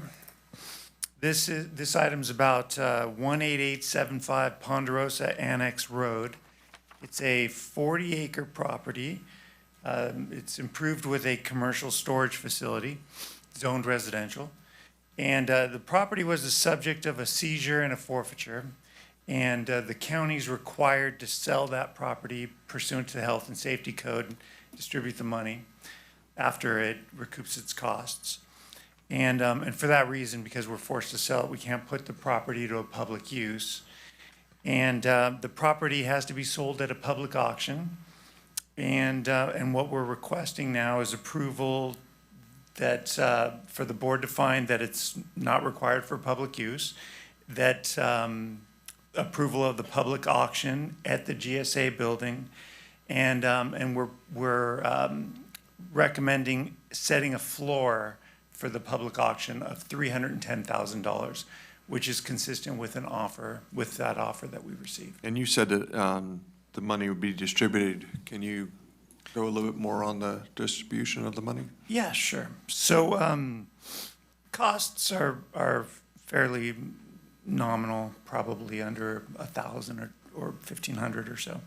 The taxes will need to be paid, and then that we consider that a cost. I'm not sure what the taxes are. I think they're probably $5,000 or $6,000. Thereafter, the percentage is 65% goes to law enforcement, which handled the seizure. The 10% to the DA, 24% to the county's general fund, and 1% to a qualifying nonprofit organization.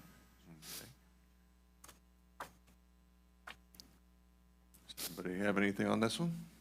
Just out of curiosity, what is the commercial storage? What is that? What is it, you know? Or Warehouse. It's a warehouse, okay. Yeah, it's a warehouse. It's pretty sizable. If I had to estimate, I'd say it's maybe 2,500 square feet. I'm just curious, that's all, yeah.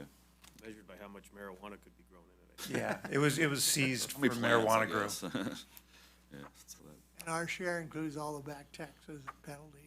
Yeah, that would come out before the percentage distribution. Okay. Yeah. Is that county general fund or state general fund?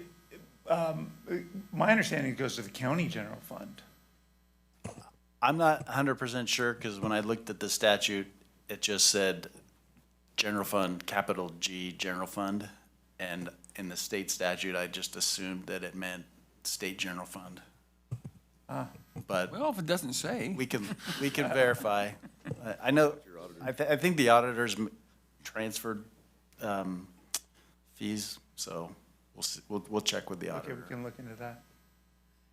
In the state statute, yeah, it would be rare for them to tell us what fund to put it into. They would just say, give it to the county. So, Because it doesn't say local agency general fund, it says general fund. In the health and safety code. Okay, it's something we'll have to look into. Okay, anybody else? Looking for a motion? I'll make a motion that we put the property up for auction.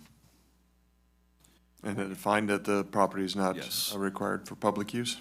Yes, And with a minimum bid at of? 310,000. Okay, I'll second that. okay. Call for the vote, all in favor?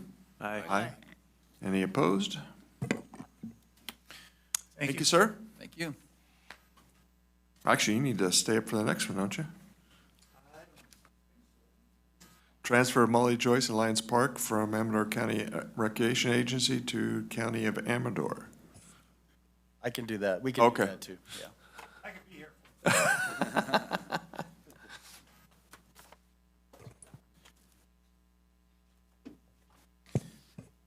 So yesterday at the ACRA meeting, the ACRA board did vote to transfer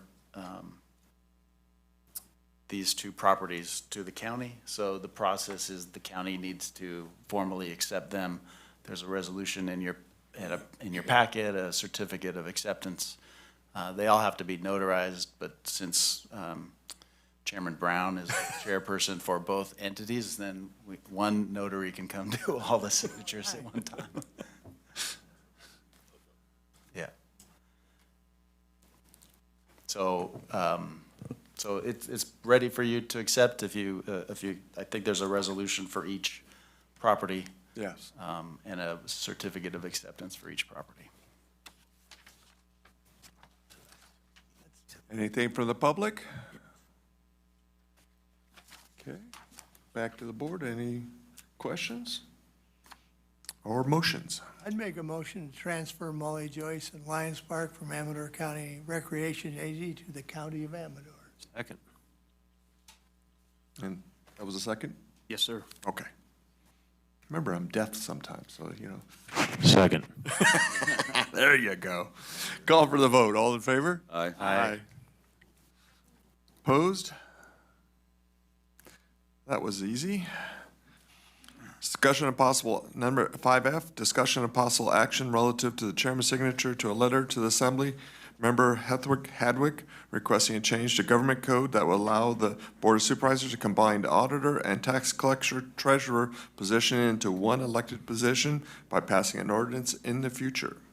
Mr. Chairman, this is something the board, a previous board, talked about 4 years ago when Mike Ryan was vacating the position, and Liz took over on a short-term basis.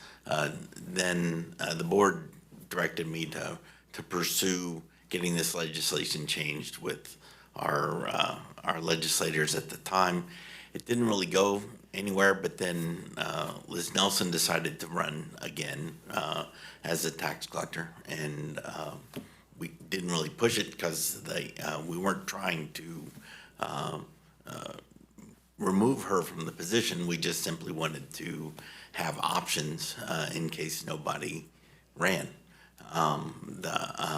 And so with the question coming up again next year as to whether or not Liz would run again, I asked Dana Jorgensen with Assembly members, Hadwick's office, if they would pursue this legislation.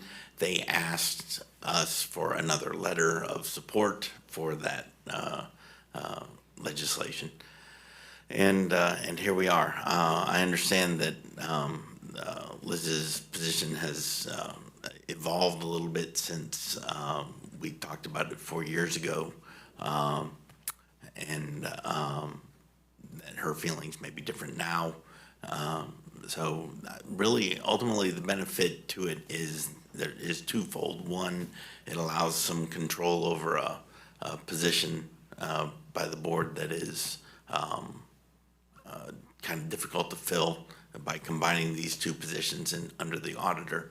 And it allows the auditor flexibility in attacking the tasks associated with both the tax collector and the auditor's office, using staff, I guess, more flexibly between the two. So anyway, I guess the question is for this board is, do you still want to pursue it? Ultimately, if you do, we should write a letter to Assemblymember Hadwick to confirm that. If you want to drop it, we can drop it. It's up to the board. Okay. Any questions from the supervisors? If this legislation took place, we don't have to, we just have the option. Correct. The legislation simply allows Amador County to combine those two. If necessary. If you want to. You would have to pass another ordinance. The state legislation has to be passed first, and then the county would have to pass an ordinance combining them two. So this is just step one. It doesn't mean that it wouldn't happen. It would also, if you did it and decided that you didn't like it, you could undo it with an ordinance. So, yeah, the flexibility is still there.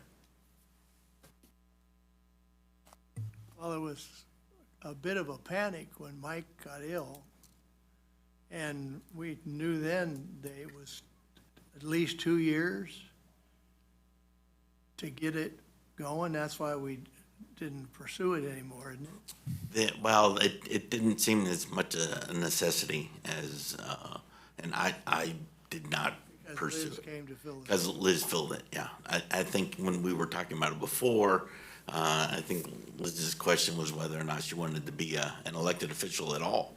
And an empty seat. Yeah, there was a potential there, yeah. Yeah, that okay. would be an empty seat. So we don't have that again, so I think we ought to just drop it. I think that Liz's letter made it pretty clear how she feels about it. That's just me. Yeah, one thing I would say too, though, it would be nice in a way if you could combine them down the road. One reason I look at it is I think a treasurer tax collector has some times where they're probably real busy, utilizing all their staff. And I believe there's some times when they're not that busy, and it'd be helpful if you had staff that could go both ways. If it's combined office, that could be very helpful. And that's the part I see where it would be good. If we do this, it wouldn't mean that we're gonna do it, we're just set up to do it. We could, Exactly. Yes. would that be fair to say? You'd have it would be another tool in the toolbox if you wanted to do that. And that's kind of what I'm looking at, I'm not looking to kick nobody out of office necessarily, Actually, the verbiage that At election. it has been, it would have to be vacant in order That was a for panic. the board to do it. So if the tax collector were elected and running again, that would not be a vacancy. So basically, if there's nobody showed up to run, then that would be the vacancy, or if they left the office? If they left office.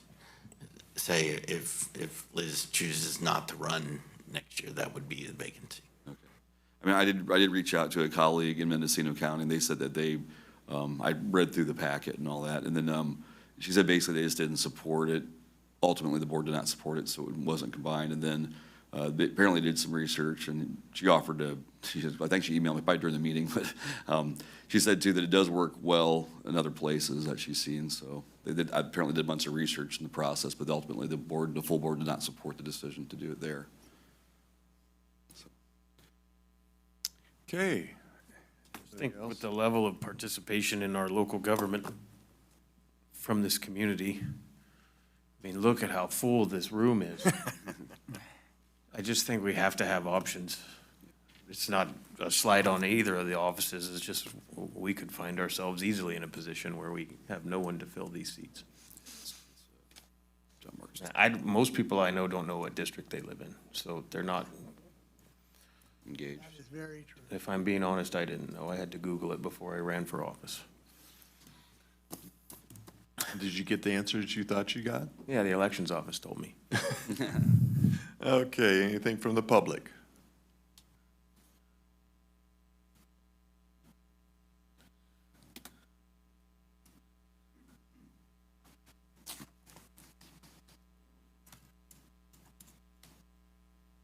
Good morning, Chairman, members of the board. Morning. Ms. Nelson, currently treasurer tax collector for the county. I appreciate you taking the time to read the letter that I submitted. I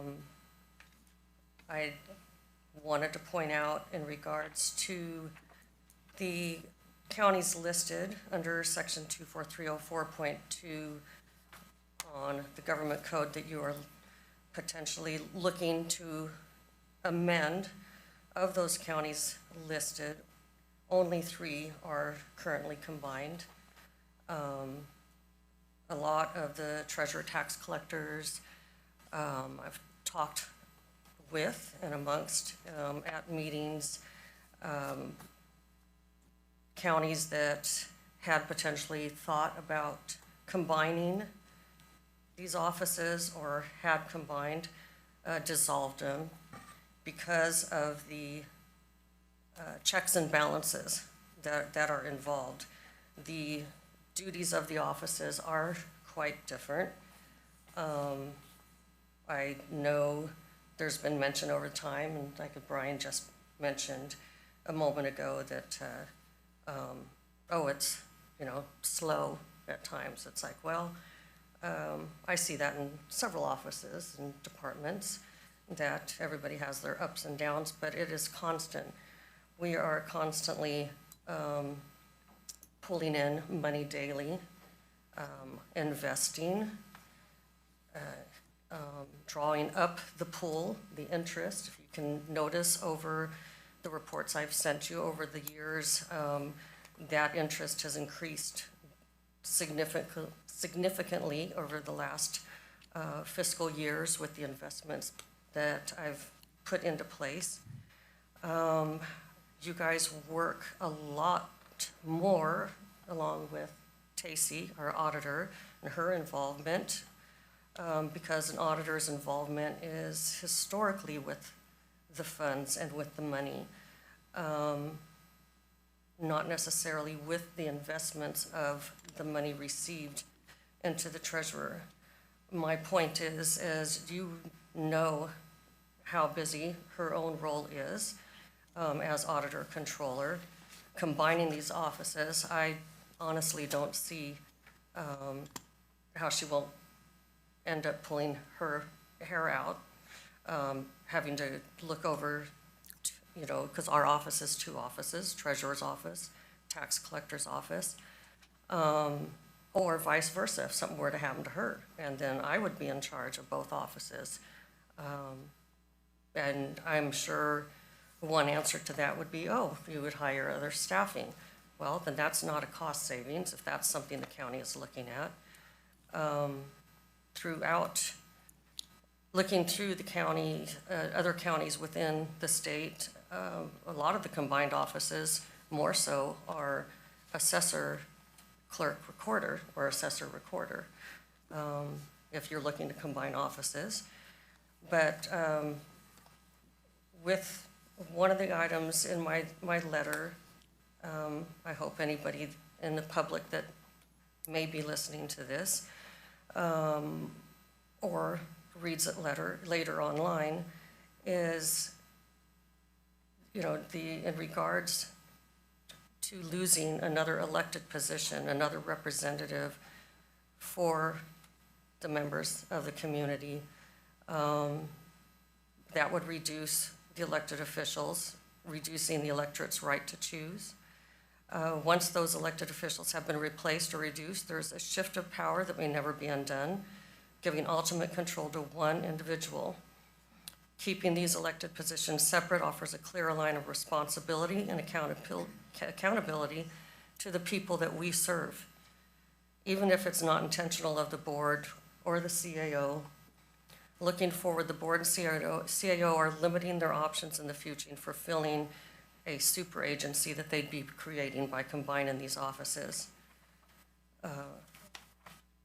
The same person collecting the money should not be auditing the money.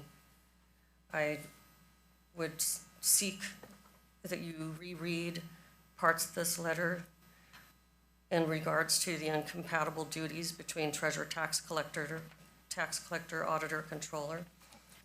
I'm not saying, I don't approve of this.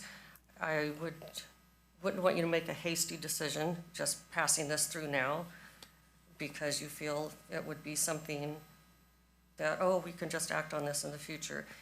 As stated in my letter, this was just something that I didn't have a lot of time to put my thoughts together. Just finding out about it on the day of our deadline for taxes being due. Quite busy afternoon. But a conflict does arise when a single individual or consolidated office is responsible for both the collection and custody of funds and the independent auditing of those same activities. I just seek to ask you to consider this and look maybe a little bit more thoroughly. The more I was looking into it over the weekend,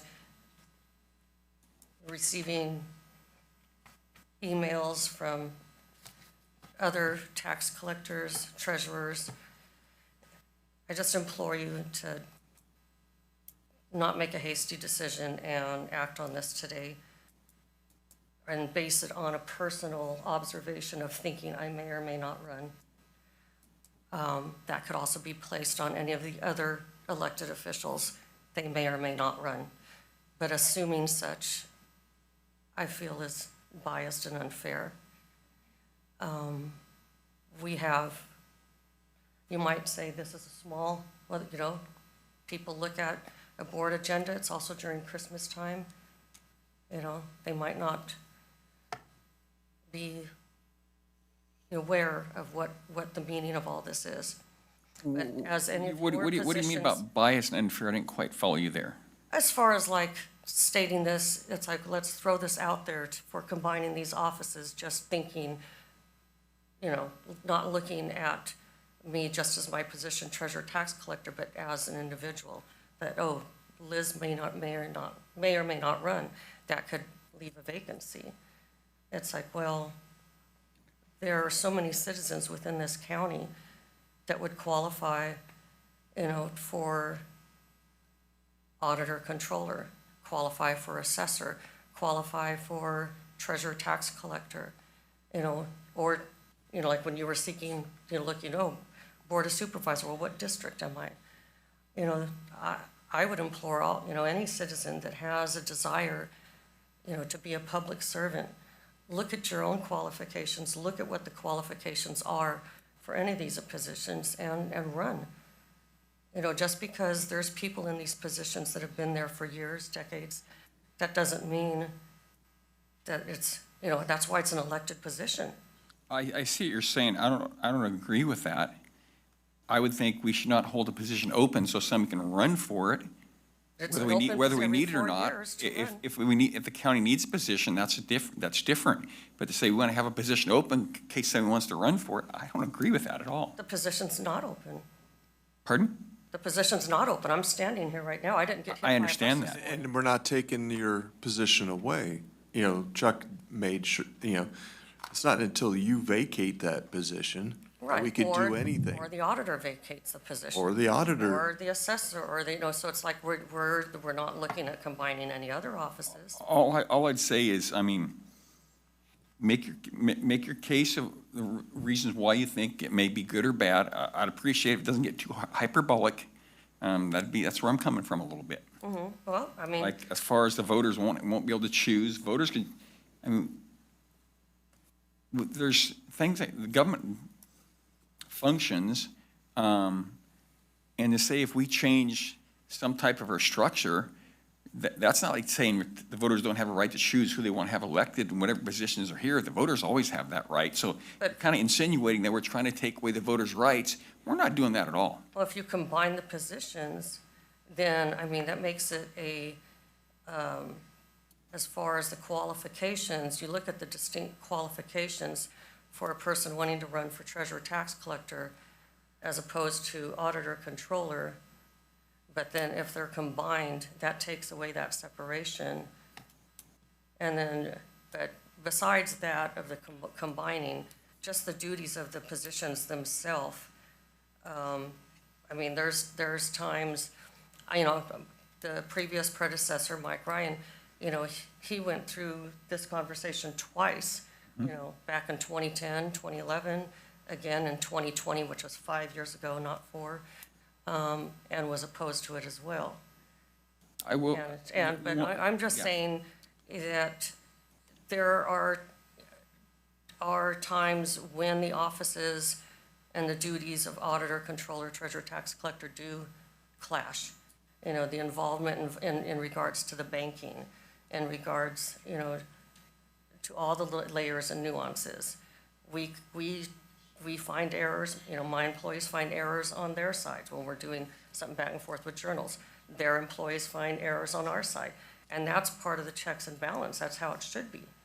But all I'm asking is just maybe give this a little bit more of a thought process, as you've done with some other items on today's agenda. Circle back around to it. Once you do a little bit more research on your own in regards to the separate duties of these positions. I just want the best interest of the investments, the treasury, not just the collecting, of taxes. Look at the overview and the duties of both offices. And I agree with that. I mean, you don't want a linear system where, it's one person's handling the money from point A to point Z. Yeah, I wouldn't audit my own self. I know. But in this case, I would end up being auditing my own self. I had a little controversy sheriff's office over something like that, where people are going up and seizing money and people weren't getting receipts for a couple of weeks. So I understand oversight. So, yeah. I just, thank you for your time. That's all. Thank you. Thank you. Anybody else from the public?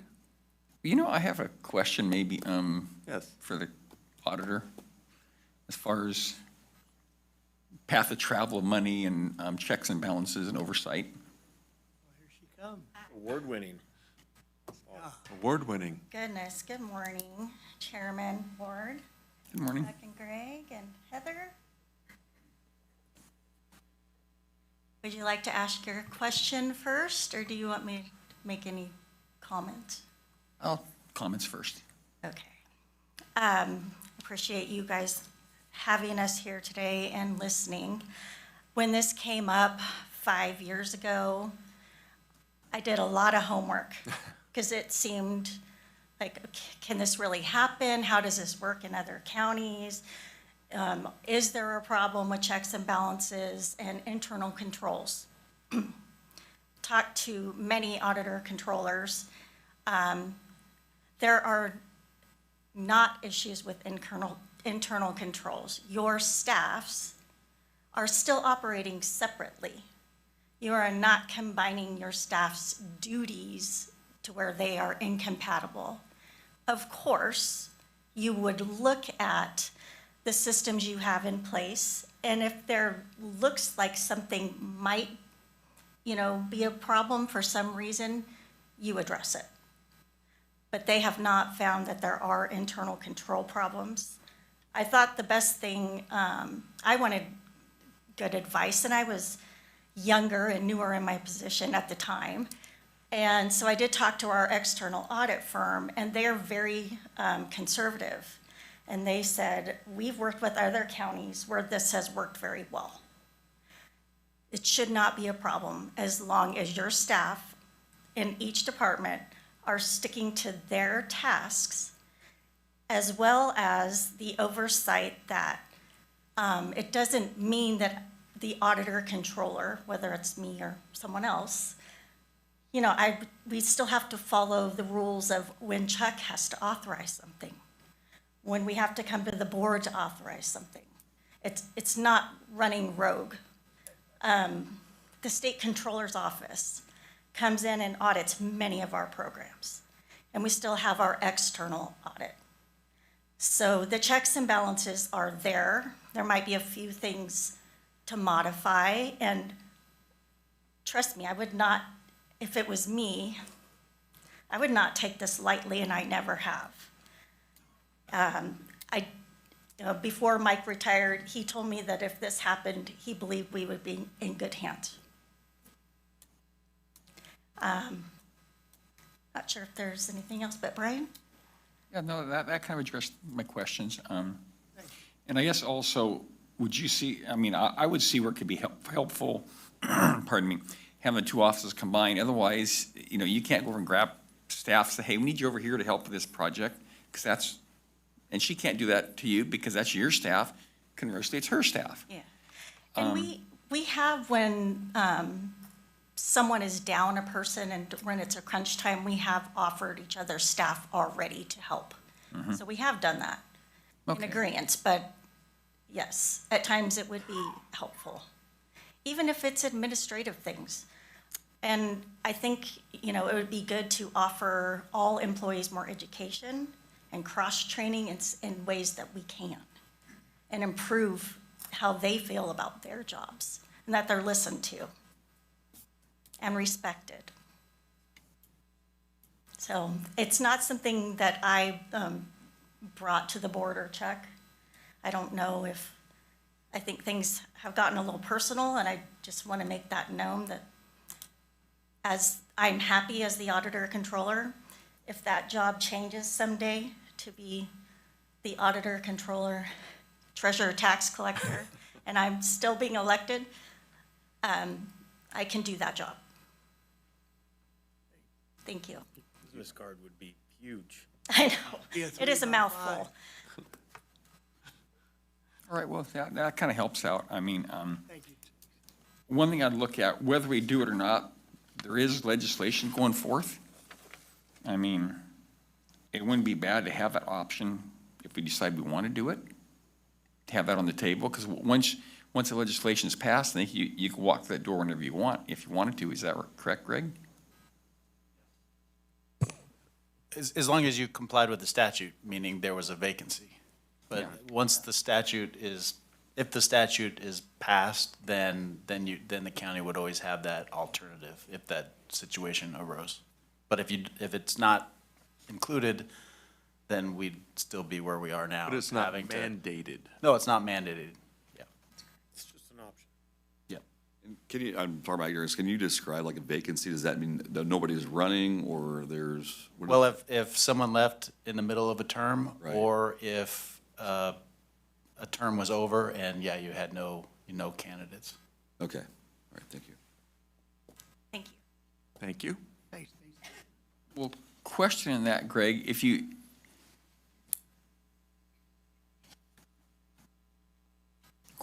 so if you're saying if there's a candidate, the board couldn't decide to say we're. I don't know. Okay. I'd have to do some, whether or not, if someone files papers for an office that exists, whether you could do it or not. Okay. I would just have to do a little research on that question. Okay. Thank you. Feels to me like sort of a military principle. Everybody needs to kind of know other people's jobs in case there's a vacancy. So, because in the military you end up with vacancies. Yes, they do. Yeah, on Okay. occasion. So, anybody else from the public? Back to the supervisors. Do I have a motion? Yeah, I'll make a motion that we send a letter to Assemblymember Hadwick requesting change the government code that allow the Board of Supervisors to combine the auditor, tax collector, treasurer position Okay, do we have a second? I'll second that. Okay. Call for the vote. All in favor? Aye. Aye. Aye. Opposed? Okay, it passes 5-0. We're on to 5G, Senate Bill 694, discussion of possible action relative to approval of the chairman's signature on a letter support of bill as it relates to amending regulations related to veteran service providers, focusing on preventing deceptive practices and ensuring qualified assistance for veterans seeking benefits. Do we have anybody talking on this one? That was, I think I brought it up. oh, yeah, Supervisor Epperson asked. Okay, there we go. Yeah, it was one of our CSAC conversations. Basically, just to kind of, I guess, a high-level summary is that currently, right now, veterans, they can go and get benefits through like these third-party vendors. And the problem is that they end up taking up a good chunk of what their benefits would be. So they basically contract with them. I reached out to Jason at the Veterans Office here in town and asked him, and he said, well, the upside is that with having these third-party vendors, they have other options to go through different routes to get funding, but the downside is, again, is that the veterans end up getting skinned a little bit because these guys can charge quite a bit higher rate than just somebody at the VA. I think at least where we're at here, I mean, our veterans, I talk to our veterans office every now and then, and they're pretty good at getting benefits. But it just seems like these third-party vendors, I don't know, if you're in college or, when you enter the military, there's always people that are helping you get your first credit card, It's a very similar thing. They give you this really great deal. The problem is they end up taking a bunch of your benefits, and it ends up giving these vendors a bunch of money, and our veterans end up being shorted on it just because of that's what they can charge. And there's not really all that regulated if you read through the thing. But that was just talking to one of our meetings. They're requesting that CSAC was asking that if we would consider signing on and at least kind of trying to keep our veterans as whole as possible. Hope that's described adequately. Sure. Anybody from the public? Since we only have one? I had a question. It seems like it's a good thing, but it would also limit somebody's ability to hire somebody, wouldn't it? Well, we have the veterans officer that as the county pays for. Yeah. And so that person, for us, would be the number one point. I don't know if Victory Village gets a secondary funding from. I don't think so. That's my knowledge. I never had a chance to ask them. So, we're lucky in this area that our veteran service officer can handle most of it. And as far as I've heard from older veterans, is she's done a great job. Yeah, so I heard too. Yeah, me too. Yeah, I just wondered, would it only be in that aspect that it pertained to? Yeah, it's so basically if the veteran, they have an injury or some other thing, they go to one of these third-party vendors and say, hey, I've got these things, and they basically try to manipulate the law to help them get their benefits. The problem is they end up taking a pretty good slice of that in the process. So their rules a little fast and loose as far as what they're allowed to take and whatnot. Whereas we have a veterans person, they go in and they're working for the government already. So they have no interest in, their interest is to get the person the benefits that they have rights to. Okay. Any other discussion? So do I have a motion? Well, I'll make a motion, we support Senate Bill 694. Okay, second? Second. Call for the vote. All in favor? Aye. Aye. Opposed? Okay, passes 5-0. 5H, discussion of possible action relative to approval of revised Board of Supervisor meeting schedule for the 2026 calendar year. The schedule approved at the last meeting did not properly account for 2 election periods that must be revised. Supervisors. Wait, he didn't read the whole thing. Oh, I was trying to be kind. CAO error. I threw that on there. I just wanted to make sure you all understood that it was my fault. It was staff's fault. It wasn't election's fault. It was mine. then I realized I could blame it on Jennifer, and then she's gonna be gone. Yeah, But, she's coming down here to get you, yeah, I know. But ultimately, it does, I said last time, we had incorporated the elections, and that was flat out wrong. So it did have a significant effect on the schedule. Both the entire last week of October needs to be vacated. They're gonna be in here 10 days, actually 11 days before each election. So the last week of October and the last week of May, the board can't be in this chamber. So what I've done is there's only one meeting in May, only one meeting in November, and one meeting in December. Also in that one you've got in front of you, I've also scheduled the budget workshop for May 5th. If needed, we could do a short meeting then to approve a consent agenda if needed on May 5th. I've worked with everything the best I can to have 2 weeks between each meeting. But it gets a little, especially in November and December, it gets, there's a little bit more, yeah. So anything you would like to change? I did strip out all of the BOE meetings like we talked about last time. Those will be just as on an as-needed basis. And anything else that we should change? And just, I mentioned it earlier in the office, but I will be gone on March 10th. I've got a family. Ooh, we got some of my own stuff to deal with then. That's why I know, that's why I hesitate to mention it. Well, remember that. Okay, I'm writing it down. Voter shopping over here, huh?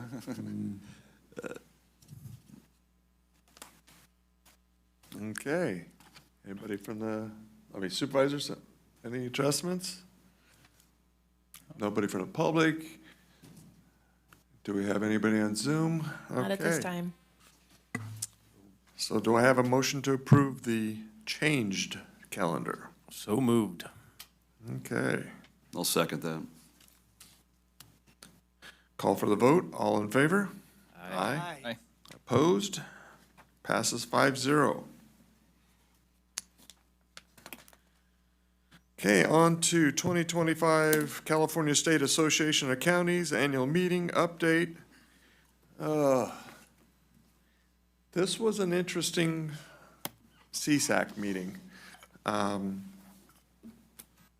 of it was, I want to say, as Supervisor Epperson attended with me, was more of a pat on the back, I want to say, if I see it as a generalized, of everything they've achieved in the last year and with some other interesting things. But Senate Bill 16 sought to require counties to cover half the cost of operating city homeless shelters. Well, that would kill our budget.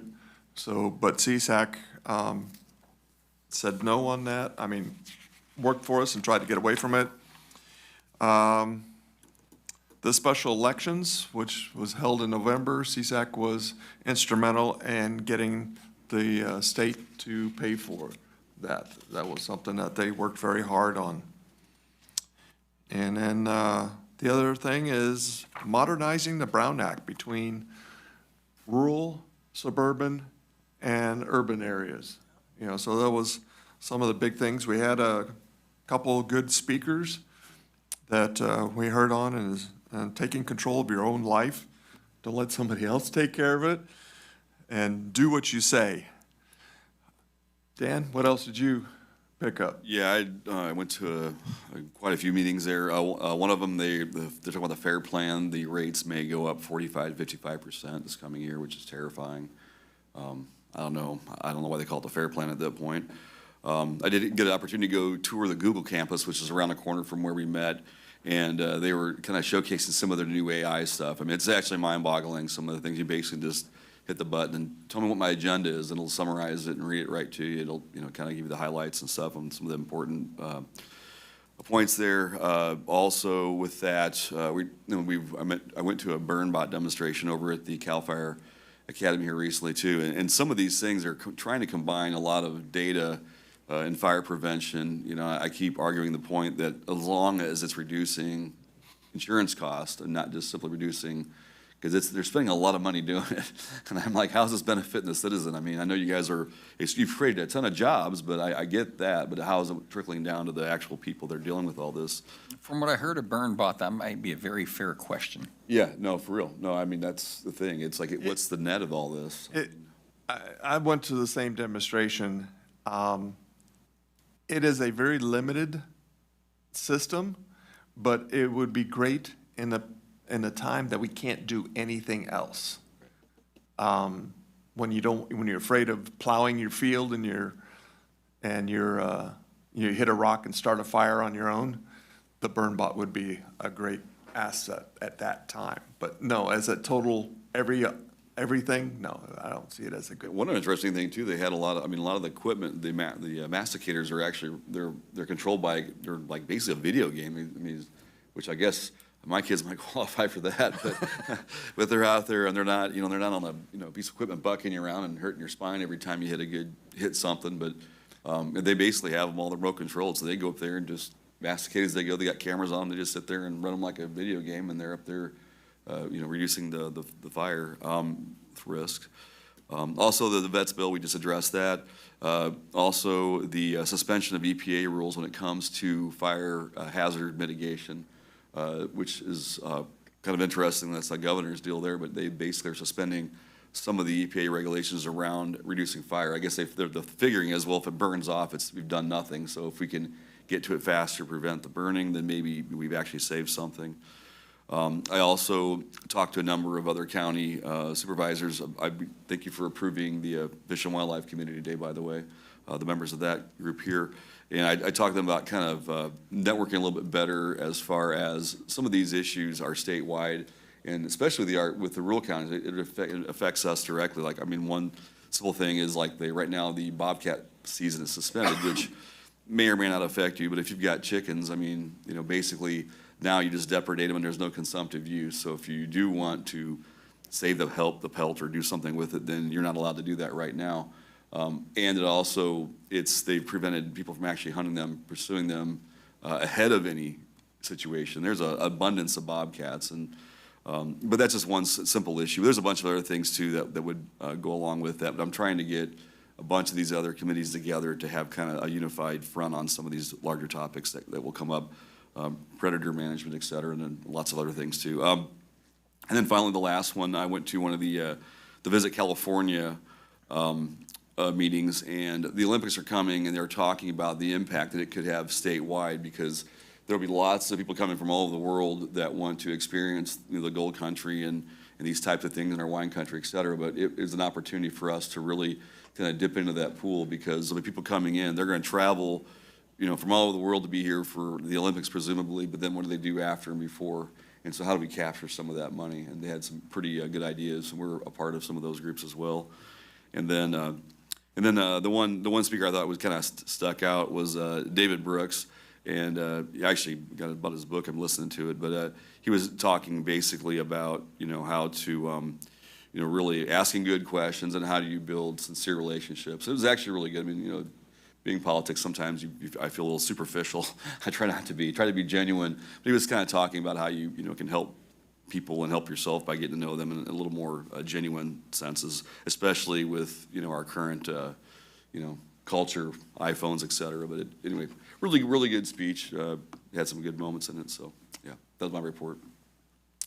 Also, Heather attended the CCBSA, and she sent me a remote public access and teleconferencing rules. If we lose our Zoom over here, we have to wait an hour, and ensure that we have to get that back up online before we can resume our operation. That's part of the new rules on the SB 707. What else was there? Sorry, Heather. Thank you, Mr. Chairman. Just a lot of other information on the Brown Act and teleconferencing, and then the ADA compliance as well. Okay, thank you. So you're saying you have to wait an hour before you can resume Your Zoom. resume the meeting if we don't have Zoom back up online. Get a screenshot of that screen.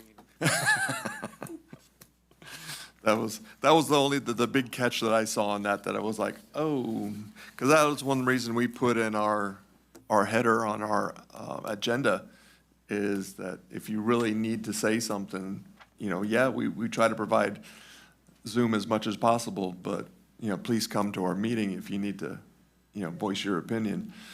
And that was kind of a little bit of a frustrating thing. Yep, sounds like it. So, anybody have any questions? So, the Board of Supervisors, next to 5J, discussion and possible action relative to appointment of primary and alternate delegate to the 2025-2026 CSAC.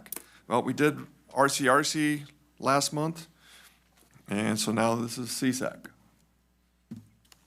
And as far as I know, I'd like to stay as CSAC. I thought we already agreed on that. We said RCRC, that's what I'm saying. This is now CSAC asking for the thing. Okay. So do I have is there any questions for staff? Okay. So I guess. And so I have a motion to accept. Move to approve. Okay. Second. Call for the vote. All in favor? Aye. Aye. Okay, discussion and possible action relative to election of the 2026 chairman and vice chair for the Amador County Board of Supervisors effective March 10th. The reason of the March 10th instead of January, first meeting in January, because Supervisor, Crew, will resume his chair at that period of time. That's something that we did in agreement because I was vice chair at that time. But we also have, in my opinion, 2 new people on the board, and I think that would be an excellent thing for one of you guys to be vice chair, and I will give up my time as vice chair. That is kind of my making, so I wanted to see what your thought is working under Supervisor Crew. I would relish the opportunity, but I'm going to defer to my colleague. We're going to stick you with it. I defer is kind of a gentle term. Happy to take. That easy.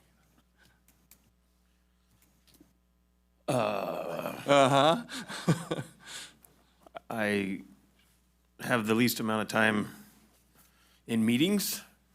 Don't be jealous. So it just seemed to make sense that I could learn under an elder statesman. Talking Very- about statesmen, very- that was pretty statement-like. Oh, there you go. Elder. No. Anyway, happy to do it. Unless you really want it, Dan, we could arm wrestle. That's fair. Let's go. That's good. You're fine. Okay, well, I guess I have one other question. Yes, sir. Are we doing just like chair and vice chair now, or are we doing the whole committee assignments? this is just the chair and vice chair, and then the next one will be committee assignments. Next one down. So, I'll nominate, I need to nominate Patrick for the chair, I guess. okay, And then I'll also nominate Logan Carnell, Supervisor Carnell, as the vice chair. okay, so got a motion first. Do we have a second on that? Second. Okay. Call for the vote. All in favor? Aye. Aye. Opposed? Passes unanimously. Congratulations. Yes, Oh, sir. thanks. Okay, now we're on to committee assignments, 2026 committee assignments.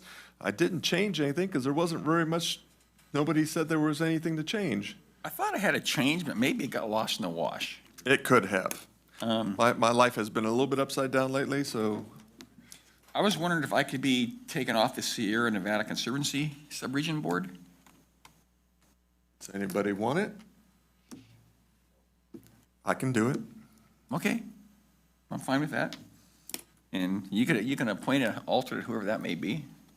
Maybe Who was the chairman. alternate? You. Okay. My computer died, so I lost my sheet. That's why I like paper. You always got it. Yeah, I know it. And then when you get mad at it, you go like this, Can't do that to your computer. Well, you can, but it's May have, expensive. that's why it doesn't work. Also, one other thing was, UMRA, Upper Macaulay River Watershed Authority. Do you want to be on that, Logan? If you do, I'm fine with it. I'd prefer not to, but if I'm the only option. You want to flip that around, then make me the primary member, and Logan can be the alternate. Would that work? Okay. How often do they meet, Brian? Quarterly? Yeah, I'd say about quarterly. Not very many. You want to stay on it? As the alternate? No, I mean, as a primary. Whatever you want to do, I'm fine with either way. I have a scheduling challenge with their meeting times. Okay. So they meet in the middle of the day on Fridays, I believe. So I'll be the main member unless somebody else wants to be. I probably can't do it because of Mother Meeting on Friday. Swap them around then. Okay. Sierra Conservancy, who would like to be an alternate? Because I need an alternate. I don't know what times they meet. They don't meet too often. And actually, No, I said no to the UMRA, so I'll take that one. So, oh, wait a second. The boss is calling? No. Oh. So, the alternate. So you want to be alternate? I can, it doesn't. Okay. Okay, Logan's alternate.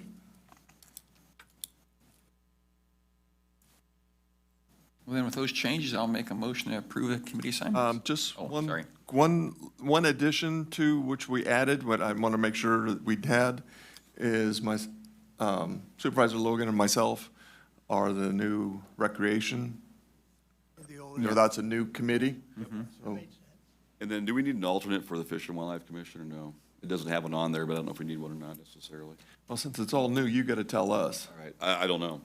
There's alternate for everything else. I just thought maybe it wouldn't, well, maybe not everything. We could. I mean, it's It's when you can't attend, go to a meeting or something, that you need somebody to Yeah. step in for you, or the chair.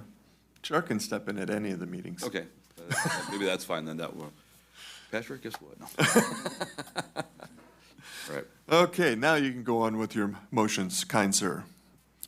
Yeah, do we have, I'm not sure, no, we had public comment or, Oh, public comment? I was thinking maybe I was remiss. I don't think so.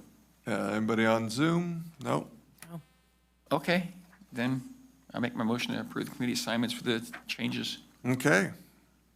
Second. All for the vote, all in favor? Aye. Aye. Opposed? Last item on here is 5M, review and possible approval of November 18th, 2025, Board of Supervisors meeting minutes. I Anybody? just have minor changes all. And you've already given those to Heather? Not yet, but Okay. will. I'll make a motion to approve with minor changes. Second. Okay. Call for the vote, all in favor? Aye. Aye. Okay, we need to go back into closed session.